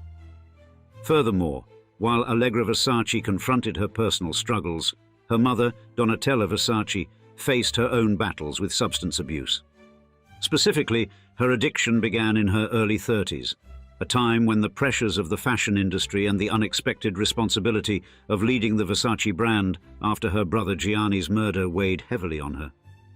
Despite the chaos in her personal life, Donatella's professional triumphs were remarkable, as she successfully led the Versace brand through challenging times, ensuring its continued success and relevance in the fashion industry. Then, the turning point came in 2004, when Donatella checked into a rehabilitation facility following an intervention by her friend, Sir Elton John. This decision was crucial not only for her health, but also for the future of the Versace brand. Her willingness to confront her addiction was seen as a positive step towards stabilizing the company, which was dealing with financial difficulties at the time. Observers noted that her commitment to recovery could strengthen the brand, making it more attractive to potential partners and investors. Even more positively, at age 24, Allegra decided she was ready to help build the empire. She began participating in the operations of Gianni Versace S.p.A., eventually joining the board of directors in the year 2011. Little did the world know that the addition of Allegra would help propel the brand to unseen heights. In 2014, the Versace family made a significant move by selling a 20% stake in the company to the private equity firm Blackstone Group. The deal valued the fashion house at $1.4 billion, signaling a deliberate effort to fuel expansion and innovation. But this decision was not solely about securing financial backing. It was a carefully crafted strategy to amplify Versace's global influence. And the infusion of capital was intended to finance the opening of flagship stores in major cities across the globe and regain control over the brand's licensed products, which had grown to encompass a large segment of the business. This pivotal move allowed Versace to streamline its operations and strengthen its grip on its identity as a leading luxury brand. Despite the sale, Allegra and Donatella Versace held onto their stakes in the company, demonstrating their enduring dedication to maintaining control over the brand that had been a symbol of their family's legacy. And the results of the Blackstone partnership were striking. The brand saw a marked increase in its presence, establishing new flagship stores in key fashion capitals, such as New York, Paris, and Shanghai. These openings not only expanded Versace's footprint, but also solidified its position in the luxury sector, placing it in the heart of thriving fashion markets. Then in 2018, another transformative chapter unfolded for Versace when Michael Kors Holdings, which later rebranded as Capri Holdings, acquired the company for approximately $2.2 billion. This acquisition marked a historic turning point, offering Versace the opportunity to scale new heights under the management of a larger conglomerate. The decision to sell a majority stake in the company was thus meticulously weighed, as the family sought to balance the need for growth with the preservation of the Versace legacy. Importantly, Allegra, Donatella, and their family retained a substantial stake in Capri Holdings, ensuring they continued to have a significant influence over the brand's future. Therefore, this arrangement allowed them to remain at the helm of Versace's creative and strategic decisions, guiding its evolution while remaining faithful to its roots. Therefore, Allegra Versace's life, along with that of her mother, reflects the tension between immense wealth and personal challenges as she navigated the pressures of a legendary family name on her own terms. Her story isn't just about fashion or fortune, it's about finding balance in a world that never stops watching. The world of Formula One racing is a blur of sleek machines streaking around the track at breakneck speeds, their engines roaring with an eardrum-shattering intensity. The atmosphere is electric, teeming with adrenaline-fueled fans, flashing cameras, and champagne toasts on the winner's podium. Indeed, F1 is more than just a sport. It's a lifestyle of wealth, luxury, and global fame, where the drivers are celebrated like rock stars, and fortunes are made and spent in the blink of an eye. Yet, behind the eardrum-rattling hums of race cars and the glamorous lives of world-famous drivers lies a quieter story of immense wealth, passed down through generations. Tamara Ecclestone, daughter of Formula One's billionaire mogul Bernie Ecclestone, was born into this world of privilege, and with hundreds of millions of pounds at her fingertips, Tamara had access to a life few could ever imagine. But, despite her extravagant upbringing, she has chosen a path away from the limelight, transitioning into the role of a devoted stay-at-home mum, balancing her family's legacy with a quieter, more grounded lifestyle. In today's episode, we'll explain how she went from what was essentially the Kim Kardashian of the United Kingdom to a name synonymous with family values, doting motherhood, and our relatable self-deprecating humour as we describe. Tamara Ecclestone, when you go from a billionaire heiress to a stay-at-home mum. In 2024, Tamara Ecclestone stands as a beacon of extravagant wealth with an eye-popping £200 million to her name. Indeed, a hefty boost from her lineage. You see, as the daughter of Bernie Ecclestone, the legendary Formula One mogul, and Slavica Ecclestone, a former Armani model, Tamara had a head start in the game of affluence. But don't pigeonhole her as just a rich kid, because she's added her own flair with reality TV appearances, a public-facing image of involved motherhood in the modern age, and her beauty empire, SBD International Limited. But Bernie Ecclestone, Tamara's father, is the true heavyweight with a net worth of about £2 billion, and his particular financial empire is built on turning Formula One into a global sporting behemoth. As the chief executive of Formula One Group, he once held the commercial reins of the sport and, in a masterstroke, sold Formula One to Liberty Media in 2017 for a staggering £6 billion. And even in retirement, Bernie's presence looms large, though recent tax troubles have put a dent in his financial standing, requiring a hefty repayment to UK tax authorities. The Ecclestone family's riches aren't disappearing anytime soon. Tamara and her sister Petra are likely to see a substantial share of their father's fortune, and the division of Bernie's wealth will undoubtedly consider his children from various relationships. Now, Tamara's lifestyle is nothing short of a modern fairy tale. For example, Tamara's personal real estate treasure chest includes a jaw-dropping mansion in Kensington Palace Gardens, London, valued at around £40 million. And this isn't just any heiress's mansion. It's a 57-room extravaganza complete with over 50 staff members, from personal assistants to chefs, ensuring that every aspect of her life is precisely managed. The estate even features a playroom for her daughter Sophia, which is so over-the-top it could make Willy Wonka's factory look modest. And this lavish home is just one small part of her larger-than-life public persona, showcased extensively through her reality TV exploits. Tamara's World, her reality TV showcase, invites viewers into her extravagant existence and family dynamics. Airing on ITVB, the show offers a glimpse of Tamara as both a devoted mother and a glamorous socialite, and it juxtaposes her luxury-laden life with her role as a stay-at-home mum, walking the tightrope between opulence and relatability. While some may scoff at the ostentation on display, Tamara uses this platform to dispel myths and present a more nuanced version of her life, balancing the bling with a semblance of normalcy. With that said, how exactly did a part-time relatable, part-time otherworldly mother find herself a soon-to-be billionaire heiress? Let's flip over to get our answer by doing a little bit of F1 history. The Ecclestone family's wealth, beginning with Bernie Ecclestone's journey from a modest upbringing to becoming a billionaire, is a compelling tale of determination and foresight, deeply rooted in their humble beginnings. Born on the 28th of October 1930 in St. Peter, South Elmham, a small village in Suffolk, England, Bernie was the son of Sidney Ecclestone, a fisherman, and Bertha Sophia Westley. Now, his father's work was demanding and unglamorous, reflecting the family's modest economic conditions, and the Ecclestone surname itself has Anglo-Saxon origins, likely derived from the village of Ecclestone in Lancashire, which speaks to a lineage that was traditionally tied to the land and the sea. Next, in 1938, when Bernie was just 8 years old, the family moved to Bexley Heath in southeast London, and this relocation marked a turning point, setting the stage for Bernie's early exposure to the bustling opportunities of a more urban environment.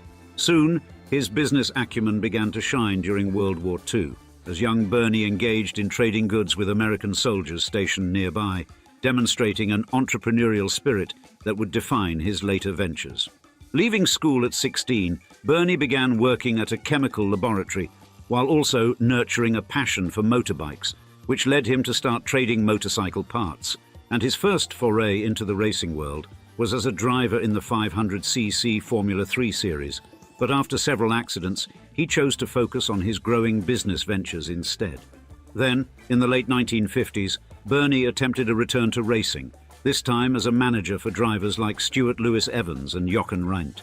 However, the tragic deaths of both drivers deeply affected him, prompting a shift away from direct involvement in racing and towards team management. Consequently, his keen business sense eventually led him to purchase the Brabham Formula One team in 1971 for £100,000. And Bernie's transformative impact on motorsport became most apparent with his strategic involvement in the Formula One Constructors Association. It was against this backdrop of burgeoning success that Bernie Ecclestone's personal life flourished as well. He met his future second wife, and Tamara and her sister Petra's mother, Slavica Radic, in 1982 during the Italian Grand Prix at Monza. Slavica, a Croatian model, was then working at a promotional event for Armani, and despite the considerable age gap, Bernie was 52 and Slavica only 24, their encounter sparked a connection, and this relationship blossomed over time, leading to their marriage in 1985. Then, in 1988, Bernie decided to focus exclusively on Formula One. This undivided attention to the sport culminated in 2017 with the monumental sale of the Formula One Group to Liberty Media for an astonishing £6 billion, speaking to his visionary leadership and business acumen. It was in the midst of these remarkable professional accomplishments that Bernie and Slavica welcomed their daughter Tamara Ecclestone into the world on the 28th of June 1984 in Milan, Italy. Born in June 1984 in Milan, Italy, Tamara Ecclestone was cradled in the arms of luxury from the outset, and her family's financial prosperity allowed her to explore a lifestyle many could only dream of. Among their lavish properties was a magnificent home in Kensington Palace Gardens, London, acquired for £45 million, and this grand setting shaped her early years, embedding an ethos of opulence and splendour.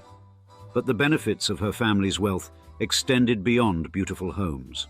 Tamara enjoyed extravagant vacations to places like the Bahamas and Mykonos, immersing herself in the finest experiences the world had to offer. Additionally, education was a cornerstone of Tamara's upbringing, with her parents ensuring she received exemplary schooling. She attended Francis Holland School in London and Benenden School in Kent, both known for their rigorous academic standards and emphasis on social refinement. And from a young age, Tamara was a fixture at charity events, common of people of her family's wealth and status, and high society functions, her family's prominence granting her access to elite circles. These experiences not only expanded her social landscape, but also ingrained a deep commitment to philanthropy. And she quickly became a fervent supporter of various causes, particularly those aiding children's welfare, health and education, utilizing her influence to champion these initiatives.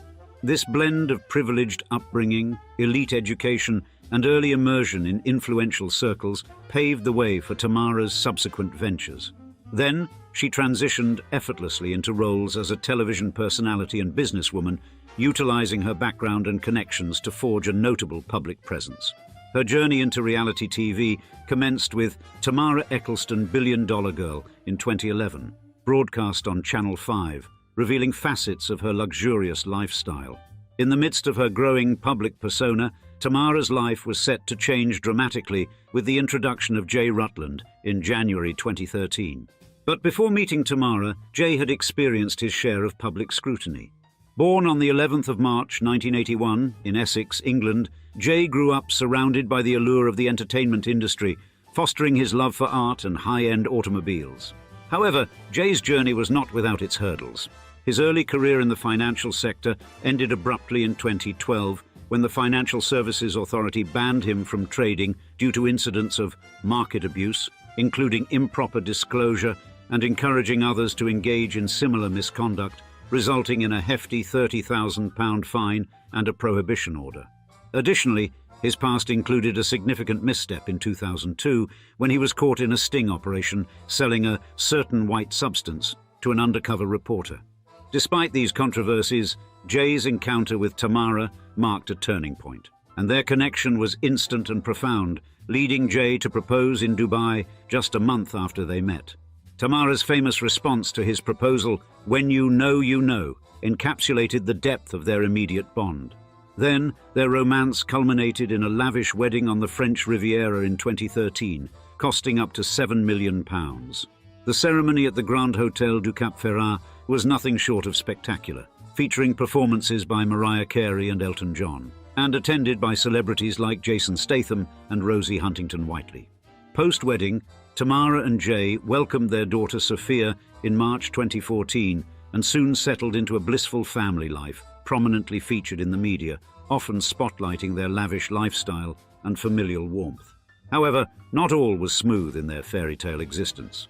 In 2016, Jay faced accusations of assisting an offender, allegedly helping notorious substance trafficker James Tarrant evade law enforcement.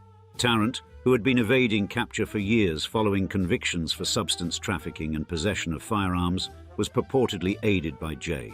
These charges against Jay were eventually dropped, allowing the family to focus on their lives once more.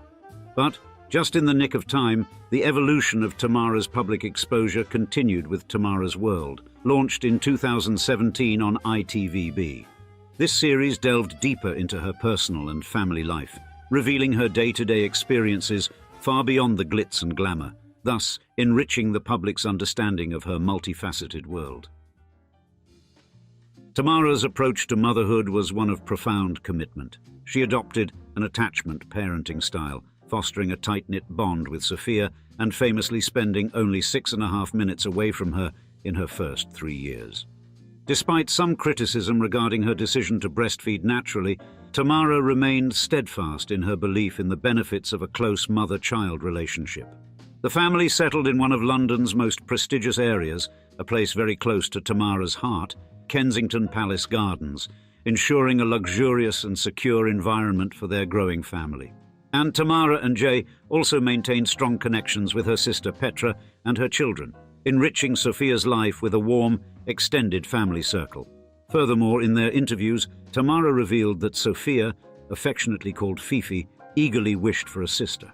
Although the thought of expanding their family was daunting, Tamara was open to the possibility, motivated by her daughter's wishes and her own readiness to experience the delights and challenges of motherhood again. However, their tranquil life was dramatically disrupted in December 2019, when their London home became the target of a brazen robbery. You see, while the family vacationed in Lapland, thieves known as the Ghost Gang executed a heist, stealing jewellery worth approximately £25 million, including precious items like a Cartier bangle. This robbery left the family grappling with a profound sense of violation and a lingering fear of a recurrence. Shaken by the incident, Tamara and Jay took significant steps to fortify their home's security and collaborated closely with the Metropolitan Police. And despite their efforts, much of the stolen jewellery was never recovered, leaving an unresolved chapter in their lives. The robbery not only heightened their security concerns, but also brought a lasting impact on their lifestyle, making them more guarded and altering their daily routines. Thus, the enduring effects of the crime, coupled with the fear and anxiety it introduced into their lives, marked a profound shift for Tamara and her family, reshaping their sense of security and their approach to their public and private lives.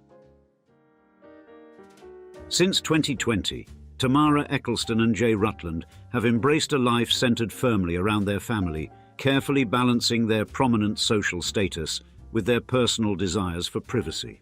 Their family grew in September 2020 with the arrival of their second daughter, Serena, who joined older sister Sophia. Amid the ever-present public eye, the couple has committed to creating a secure and loving environment for their daughters. Tamara has profoundly adjusted her life's priorities, wholeheartedly taking on the role of a full-time mother. Her days are filled with fostering a harmonious, family-centric atmosphere for her children, and she has been particularly hands-on, choosing to homeschool Sophia and Serena during much of 2020, which allowed for stability and continuous nurturing during the unpredictable times brought by the pandemic. Additionally, this period saw her spending increased time in Switzerland, Serena's birthplace, while also traveling between London and Switzerland to strengthen family ties. Throughout these years, Tamara has occasionally given the public a peek into their family life via social media, often showcasing leisurely family holidays and time spent in nature, far from the glitz of their opulent London home. The family relishes activities like nature trails and sun-drenched days, melding their privileged lifestyle with simple pleasures such as beach days and rural retreats. And these moments highlight Tamara's shift towards valuing presence and experiences over luxury, despite their affluent circumstances. In 2023, the Rutland family navigated the sorrow of losing Jay's father, David Rutland. This loss drew them closer, uniting them in their grief, and Jay's poignant tributes to his father on social media portrayed the family's solidarity and endurance through tough times. Throughout these trials and celebrations, the strength of their familial bonds has been evident, providing mutual support and love in every season of life. Tamara's dedication to motherhood continues to be her primary focus. While she still shares special snapshots of life with Sophia and Serena on social media, she has largely withdrawn from the public scene and social gatherings, opting for a more secluded lifestyle that prioritizes her daughter's upbringing. She continued homeschooling Sophia into 2022 and 2023, demonstrating her belief in this personalized educational path. Tamara champions this approach not only for the quality time it affords them together, but also for instilling values like kindness, humility, and gratitude in her children. These years have thus been symbols of Tamara and Jay's journey into a life where family comes first, characterized by moments of joy, challenges, and profound personal growth, all shared within the comforting embrace of family. In a world where most millennials or Gen Z who come into great wealth are manically thumbing their smartphones, desperate to capture that next Instagram moment or TikTok trend that sends them viral, Hugh Grosvenor stands as a glaring exception. Indeed, he's not just any millennial. He's one that has more cash on hand than King Charles himself, sitting atop a fortune estimated to be in the billions of pounds. Yet, unlike a Kardashian, who when compared to Hugh is actually kind of broke, you won't find the Duke flashing his opulent lifestyle across social media or live streaming his every move hoping to hit the Explore page. No, Hugh Grosvenor, the 7th Duke of Westminster, embodies the essence of old money elegance.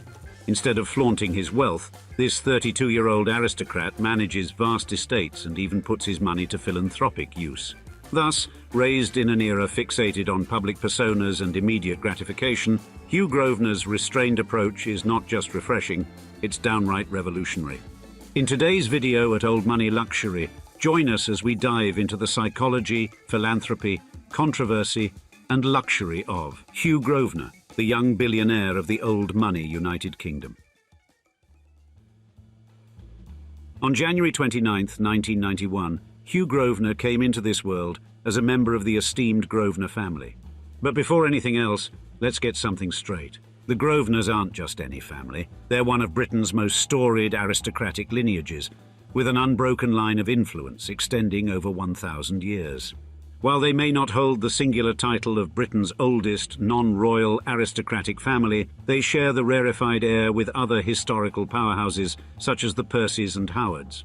What sets the Grosvenors apart, however, is their unparalleled social and financial influence, qualities that have been woven into British society for more than a millennium. Born to Gerald Grosvenor, the 6th Duke of Westminster, and his wife Natalia, Hugh was never going to lead an ordinary life. With the Grosvenor estate valued at a staggering £9 billion, he became the 7th Duke of Westminster in 2016. It's hard to grasp the enormous responsibility that comes with such a title and fortune. We're talking about a young millennial suddenly handed the keys to not just enormous wealth, but also an empire built over centuries. In terms of education, one might expect such an individual to be groomed in Britain's finest institutions from the word go. Yet Hugh started off at a local state primary school, later spending time at a preparatory school. He then moved on to Ellesmere College, a lesser-known public school in Shropshire, where he excelled both in academics and on the cricket field. In this, Hugh was adhering to a long-standing tradition. Cricket has been the aristocrat's sport for generations, steeped in British customs and nobility. When it came time to select a university, Hugh opted for Newcastle, not Oxford or Cambridge as one might expect, and the decision was no accident. Agriculture is at the heart of the Grosvenor estate, making his choice an example of purpose over prestige. Hugh graduated in 2013 with a degree in agriculture.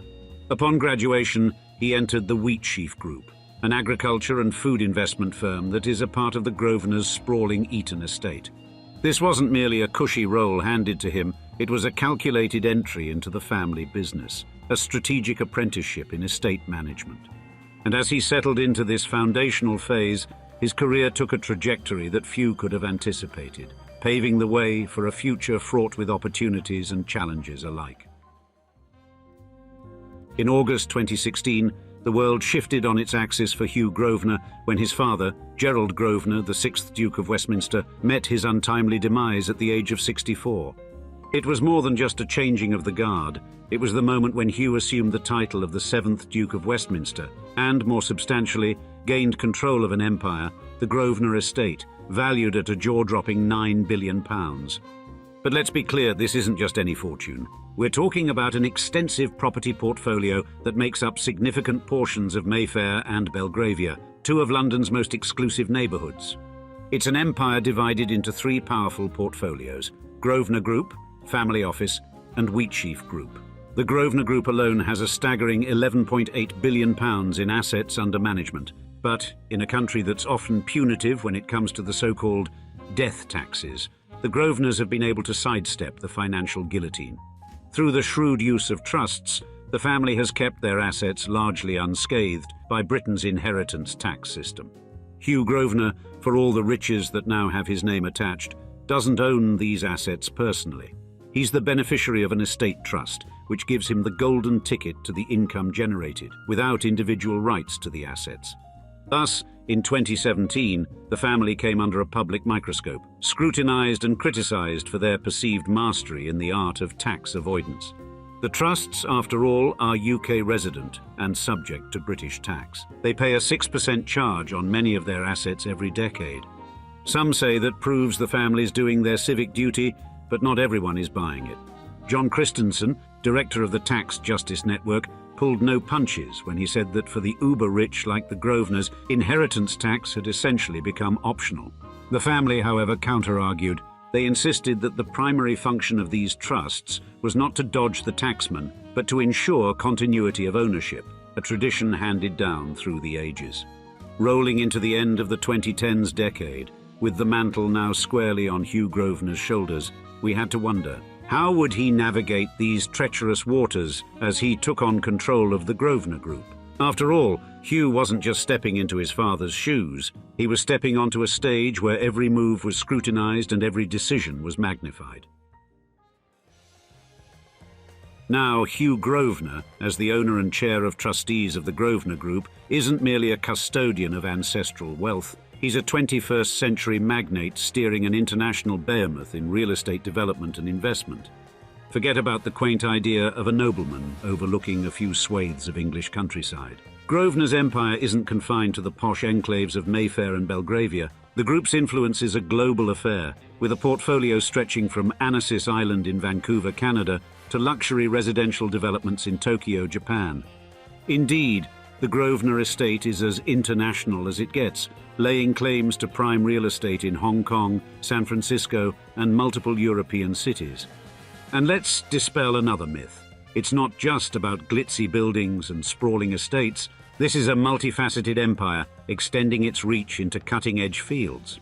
Take Grosvenor Food and Agtech's investments in Gusto, a meal kit delivery service, and Vitel, a specialist in livestock reproductive technologies. Hugh Grosvenor is thus not a man anchored to the past. He's a visionary, keenly aware that even the grandest of empires need to adapt to remain relevant. And sustainability is more than a buzzword for Grosvenor Group. It's an actionable commitment. The group has made strategic investments in agritech startups and sustainable food ventures, like the Jackfruit Company, which produces meat alternatives from jackfruit, and Perfresh, a firm providing atmosphere systems for fresh produce transport. These investments are more than mere financial diversification. They're bets on the future of food production. Venture capital investment is another intriguing chapter in the Grosvenor legacy. It's a seismic shift, moving away from the traditional bricks and mortar to engage with cutting-edge technology. The group has funneled £2.1 million into Commonplace, a digital engagement platform for community planning.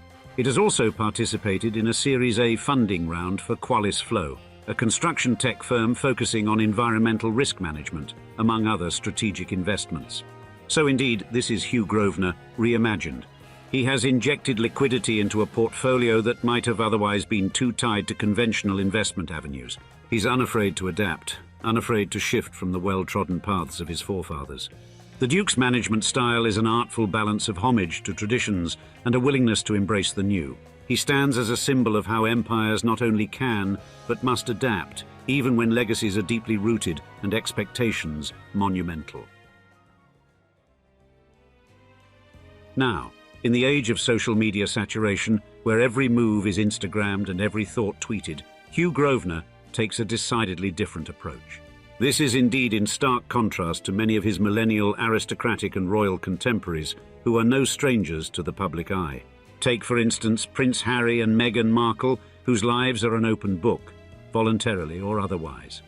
Or Lady Kitty Spencer, niece of Princess Diana, who's a regular feature in fashion shows and high society galas. The Duke of Westminster sidesteps this, choosing to immerse himself in duties rather than in headlines. His elusive presence isn't a default of privilege, but a calculated effort. Despite a status that warrants public attention, he's mastered the art of juggling his societal obligations with an almost zealous safeguarding of his private life. This unusual conduct helps him devote time to weighty responsibilities, such as being the chair of trustees for both the Grosvenor Group and the Westminster Foundation. In a world hungry for every morsel of aristocratic life, Hugh remains an enigma, largely untouched by public scrutiny. However, even Hugh couldn't entirely dodge the spotlight when it shone harshly on the fissures of social inequality in the United Kingdom. His immense inherited fortune and the Grosvenor family's colossal property holdings became poster children for the economic disparities plaguing Britain. This focus was intensified by the use of complex trusts and other financial mechanisms, all legally permissible but morally dubious to some, especially when the gap between the haves and have-nots is widening at an alarming rate. Cue the Paradise Papers. This trove of 13.4 million confidential documents exposed the financial gymnastics of numerous high-profile individuals and companies, including the Grosvenor family. Until 1999, millions had been funneled into offshore firms, with half of the shares in a subsidiary responsible for the family's North American and Australian operations, controlled by tax haven entities. Although entirely lawful under UK statutes, these revelations added fuel to the fire for those demanding reforms to redress inherited wealth advantages and shrink social inequality. Yet, despite these damning dossiers and the cloud of controversy, there remains a prevailing sentiment that Hugh Grosvenor isn't just another wealthy aristocrat capitalizing on the system. He's viewed through a more charitable lens. Why, you might ask? Well, the answer might surprise you, given the conventional narrative that often accompanies the extraordinarily wealthy. It's a topic worth delving into because, you see, Hugh Grosvenor is generally considered to be a good guy. But what has led to this contrary perception? As one of the top 15 richest individuals in the United Kingdom and a trusted associate of the royal family, the Duke of Westminster stands at the nexus of power and prestige. Yet this is not your average aristocrat we're talking about. This is a millennial duke, tech-savvy, progressive, and keenly aware of his generational context. Thus, the significance of Grosvenor as a young, visible aristocrat should not be understated. In an age where millennials and Gen Z capture public attention with a mere tweet, Grosvenor's youthful visibility can potentially transform the aristocracy from a relic of the past to a dynamic entity. He could shape opinions and policies for decades, acting as a link between the centuries-old establishment and a modern, attention-driven generation. Let's not forget the philanthropy. Grosvenor doesn't merely idle away his fortune on luxury and indulgence. He serves as the chair of trustees for the Westminster Foundation, extending a helping hand to organizations that focus on vulnerable children. It's a role that doesn't just look good on paper. It paints the picture of an aristocrat deeply rooted in the 21st century, engaged, conscientious, and proactive. And here's where it gets particularly interesting. Grosvenor's contemporary approach is doing more than just boosting his family's fortunes. It's rebranding the British aristocracy itself. For years, the noble classes have been dismissed as stale, detached, and dwindling in influence. Grosvenor challenges that narrative. By leveraging modern strategies, he's casting the aristocrats not as cobwebbed relics, but as dynamic entrepreneurs adapting to a changing world. This isn't just a man refurbishing estates, it's someone renovating the very image of British nobility. And therefore, Hugh Grosvenor, 7th Duke of Westminster, is more than just a wealthy nobleman. He is an emblem of what the aristocracy could become in an era clamoring for change. if they play their cards right. Imagine you and your family fall asleep tonight, and when you wake up, you have been graced with an aristocratic inheritance to become dukes and duchesses. What type of palatial estate do you wish you could spend your Sunday mornings puttering around in? Perhaps you'd enjoy meandering through the opulent corridors of Eaton Hall or ambling amidst the ornate gardens of Blenheim Palace. Well, if your name was William Cavendish, heir to the Dukedom of Devonshire and member of the legendary Cavendish dynasty, you and your family would awaken to the sprawling expanse of Bolton Abbey. This historical estate, nestled in the Yorkshire Dales, encompasses over 30,000 acres of lush countryside, with the home itself featuring an impressive array of rooms rich in architectural heritage and steeped in centuries of history. Furthermore, in your I woke as a Cavendish heir timeline, you'd stand to inherit nearly £1 billion Great British pounds in assets, along with your dukedom. In today's episode, we'll feature the life and times of one such aristocratic heir, William Cavendish, the Earl of Burlington, as we describe the £1 billion heir to the Cavendish dynasty.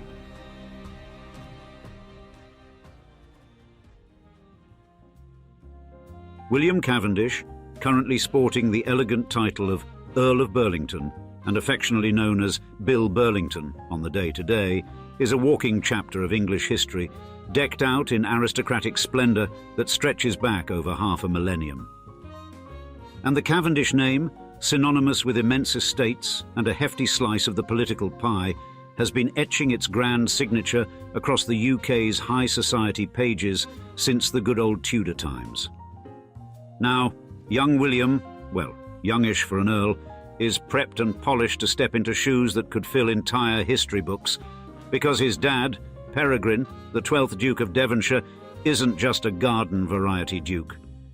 No, he's perched rather comfortably atop a mountain of cash, reportedly totalling a cool £910 million as of 2024, which, we must assume, will go right to our Billy Burlington upon his father's passing. Now, William Cavendish could have swaggered into the title of Marquess of Hartington, the common title for next in line to become the Duke of Devonshire, yet he chose to stick with Burlington. This naturally could be a move that could be chalked up to his reverence for the title's deep historical roots, or perhaps it's just better branding. Who can say?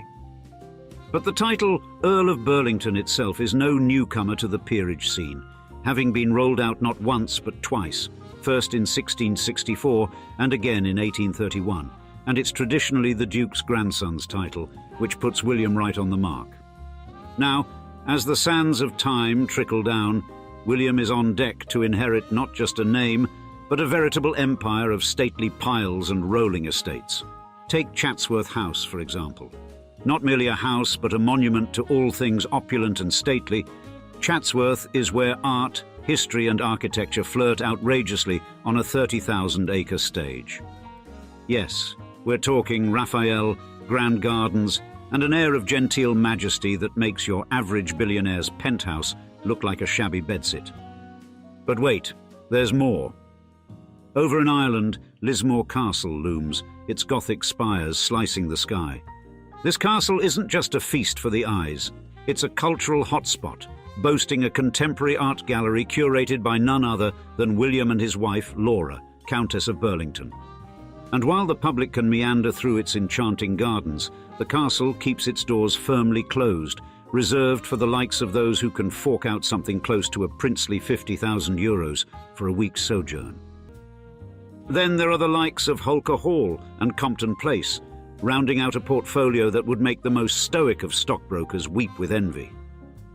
With every stone of these estates, William Cavendish is set not merely to inherit a fortune, but to steward a legacy of cultural heritage that makes one ponder the real power of pedigree in preserving the past for posterity. Indeed, as the future Duke of Devonshire, William isn't just waiting to collect keys to numerous castles. He's gearing up to become the custodian of a lineage that's as quintessentially British as afternoon tea. As we observe from our less lordly perches, we must wonder what childhood must have been like for Billy, coming up with so much power and prestige to inherit. To get our answer, we'll flip over to the next chapter and find out.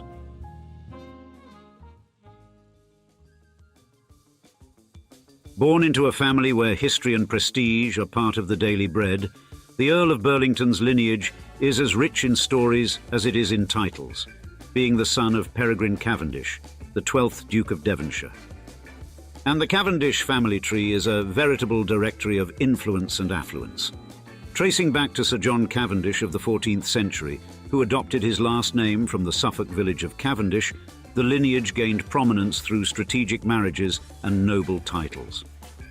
Then, Sir William Cavendish's, the original William Cavendish, marriage to the famed Bess of Hardwicke set the stage for a succession of notable descendants, including the first Duke of Devonshire, William Cavendish, a staunch supporter of the Glorious Revolution in 1688.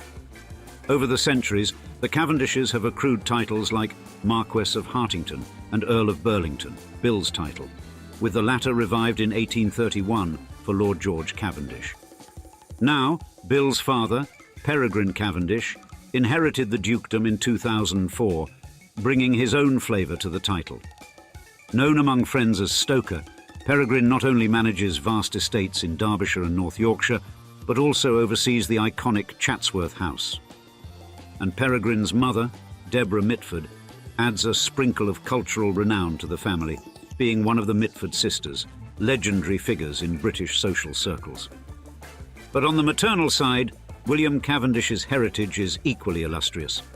Amanda Heywood Lonsdale, born in the same year as her husband, brings the Heywood Lonsdale family into the mix, and her marriage to Peregrine in 1967 melded two significant aristocratic bloodlines. Commander Edward Gavin Heywood Lonsdale, Amanda's father, etched his name into naval history with notable aplomb.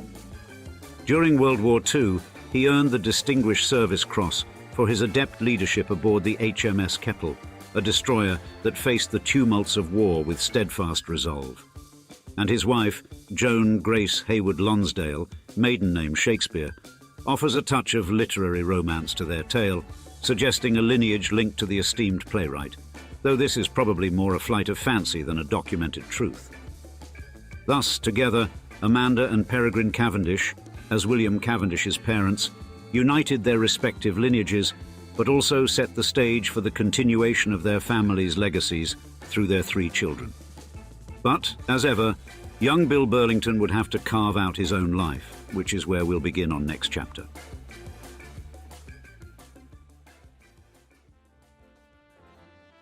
William Burlington, who first saw the light of day on the 6th of June 1969, was ushered into the academic arena at Eton College, a storied institution where the whispers of history blend with the voices of future leaders.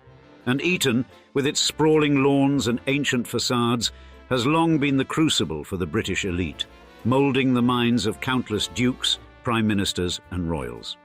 Here, Burlington was steeped in a tradition of excellence and expectation that has shaped the leaders of the UK for centuries. Then, his intellectual journey continued at the University of Cambridge, another venerable beacon of learning and a second home to many who would one day wear the mantle of leadership in Britain.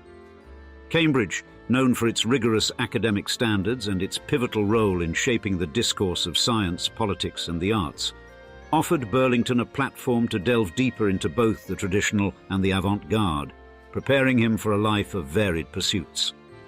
Upon concluding his formal education, Burlington veered from the expected path of aristocracy into the world of photography, studying under Jorge Lewinsky, himself a celebrated portraitist of artists. This career choice may hint at Burlington's modern view of his aristocratic duties. Rather than confine himself to estate management or the ceremonial roles often associated with dukes-in-waiting, he chose to capture the world through a lens, perhaps signaling a shift towards a more personal and expressive type of leadership. Then, in 2007, Burlington's life took a romantic turn when he married Laura Roundell, a woman with her own impressive connections to the art and fashion worlds. Formerly a model and stylist, Laura brought to the marriage her expertise from the world of high fashion, alongside ties to Christie's, where her father served as deputy chairman. This marriage was not just a union of hearts, but also a fusion of art, fashion, and aristocracy, rooted in significant historical and cultural bedrock. And Laura's childhood home, Dorfold Hall, is itself a treasure trove of history. This Grade 1 listed Jacobean mansion, described by Nicholas Pevsner as one of Cheshire's finest, encapsulates the grandeur and continuity of British architectural and aristocratic traditions.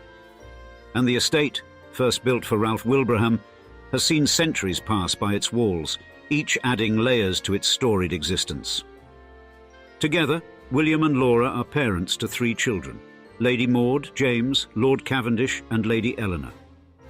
And their home life at Bolton Abbey, with its refurbished interiors by Lady Burlington, and their artistic endeavours at Lismore Castle in Ireland, where they have established an arts gallery, reflect a blend of heritage and contemporary sensibility.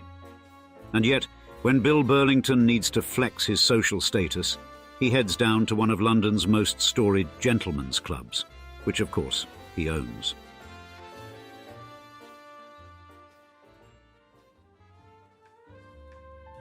William Cavendish, Earl of Burlington, is now at the helm of Pratt's Club, a storied gentlemen's club tucked away in a townhouse just off St James's Street in London. Inherited from his father, the 12th Duke of Devonshire, the club has been a part of the Cavendish family legacy for generations, marking a continuous thread of aristocratic stewardship. Founded in 1857 by William Nathaniel Pratt, a steward to the Duke of Beaufort, Pratt's Club began its life in the very townhouse Pratt occupied from 1841. It subsequently became a hub for the Duke and his circle, who would gather there for evenings filled with lively company and conversation. After Pratt's passing in 1860, his widow Sophia and son Edwin maintained the club's operations, preserving its intimate atmosphere. The property later fell into the hands of the 11th Duke of Devonshire, Bill's grandfather, ensuring its continued association with the Cavendish lineage. Yet, despite its blue-blooded ownership, Pratt's Club stands out in London's club scene for its distinctly cosy, unpretentious vibe, a contrast to the more opulent establishments nearby. It is relatively intimate, with a membership cap of around 600 and a dining room in the basement that accommodates just 14 guests at a time. And the interiors are a throwback to another era, complete with an old-fashioned kitchen sporting an open fire, displays of stuffed birds and fish, and antique furnishings that all contribute to its old-world allure. Now, a curious tradition at Pratt's Club is the naming of all male staff members as George, a custom extending back decades. This idiosyncrasy was humorously adapted when the club employed its first female steward in the 1980s, who was promptly nicknamed Georgina. The persistence of these traditions, alongside the absence of modern conveniences such as air conditioning and elevators in its heritage-listed building, cements Pratt's reputation as a charmingly eccentric enclave in modern London. Then, in a striking departure from tradition, Pratt's Club recently opened its doors to female members, a groundbreaking change implemented in May 2023 by the Earl himself, without prior consultation with the club's membership. This decision has stirred a pot of mixed feelings. Some long-time members have lamented the erosion of a historic tradition, while younger members and modern observers see it as a forward-looking adjustment critical for the club's relevance and longevity. Thus, Pratt's Club, with its rich history, quaint customs, and recent nod to progress, continues to be a point of interest and discussion among London's elite clubland. As the Earl of Burlington steers this institution through these changing times, the essence of Pratt's Club remains a balancing act between maintaining its cherished quirks and evolving with the societal tides. However, bringing clubland into the 21st century isn't Bill Burlington's only day-to-day hobby. Since when you stand to inherit a dukedom, you don't really have a job like the rest of us. In the next chapter, we'll detail what he's up to in 2024 and see what we can find.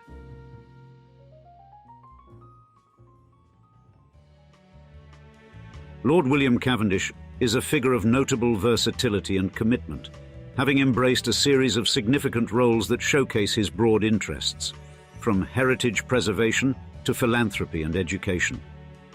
For example, between 2019 and 2020, Lord Burlington served as the High Sheriff of Derbyshire, acting as the Queen's representative in the county. And during his tenure, he put another modern twist on this age-old office by organising a 208-mile charity bike ride across Derbyshire. This endeavour aimed to support Foundation Derbyshire, a charity dedicated to enriching local communities. Although initially postponed due to the COVID-19 lockdown, the ride ultimately went ahead, underscoring his dedication to the cause. Additionally, March 2018 saw Lord Burlington stepping into another significant role as he was installed as the fourth Chancellor of the University of Derby. Taking over from his father, who previously held the position, he marked the occasion with a ceremony at the university's Buxton campus, and his speech highlighted his enthusiasm for the university's role in fostering student potential across all backgrounds. Living up to his commitment, he has since become deeply involved with the institution, particularly as the chair of the Business School Council, where he contributes to setting strategic directions and enhancing industry partnerships. Aside from his educational and philanthropic pursuits, Lord Burlington still has a fervent passion for the arts. He has been instrumental in establishing Lismore Castle Arts, a contemporary arts gallery situated within Lismore Castle in Ireland, the historical home of the Dukes of Devonshire. The gallery has become a cultural hub, hosting exhibitions by acclaimed artists such as Matthew Barney, Barry Flanagan, and Richard Long, thereby enriching the cultural landscape and continuing a family legacy of supporting the arts. Through these varied roles, Lord Burlington not only honours the traditions and responsibilities inherited from his lineage, but also brings a personal touch to each endeavour.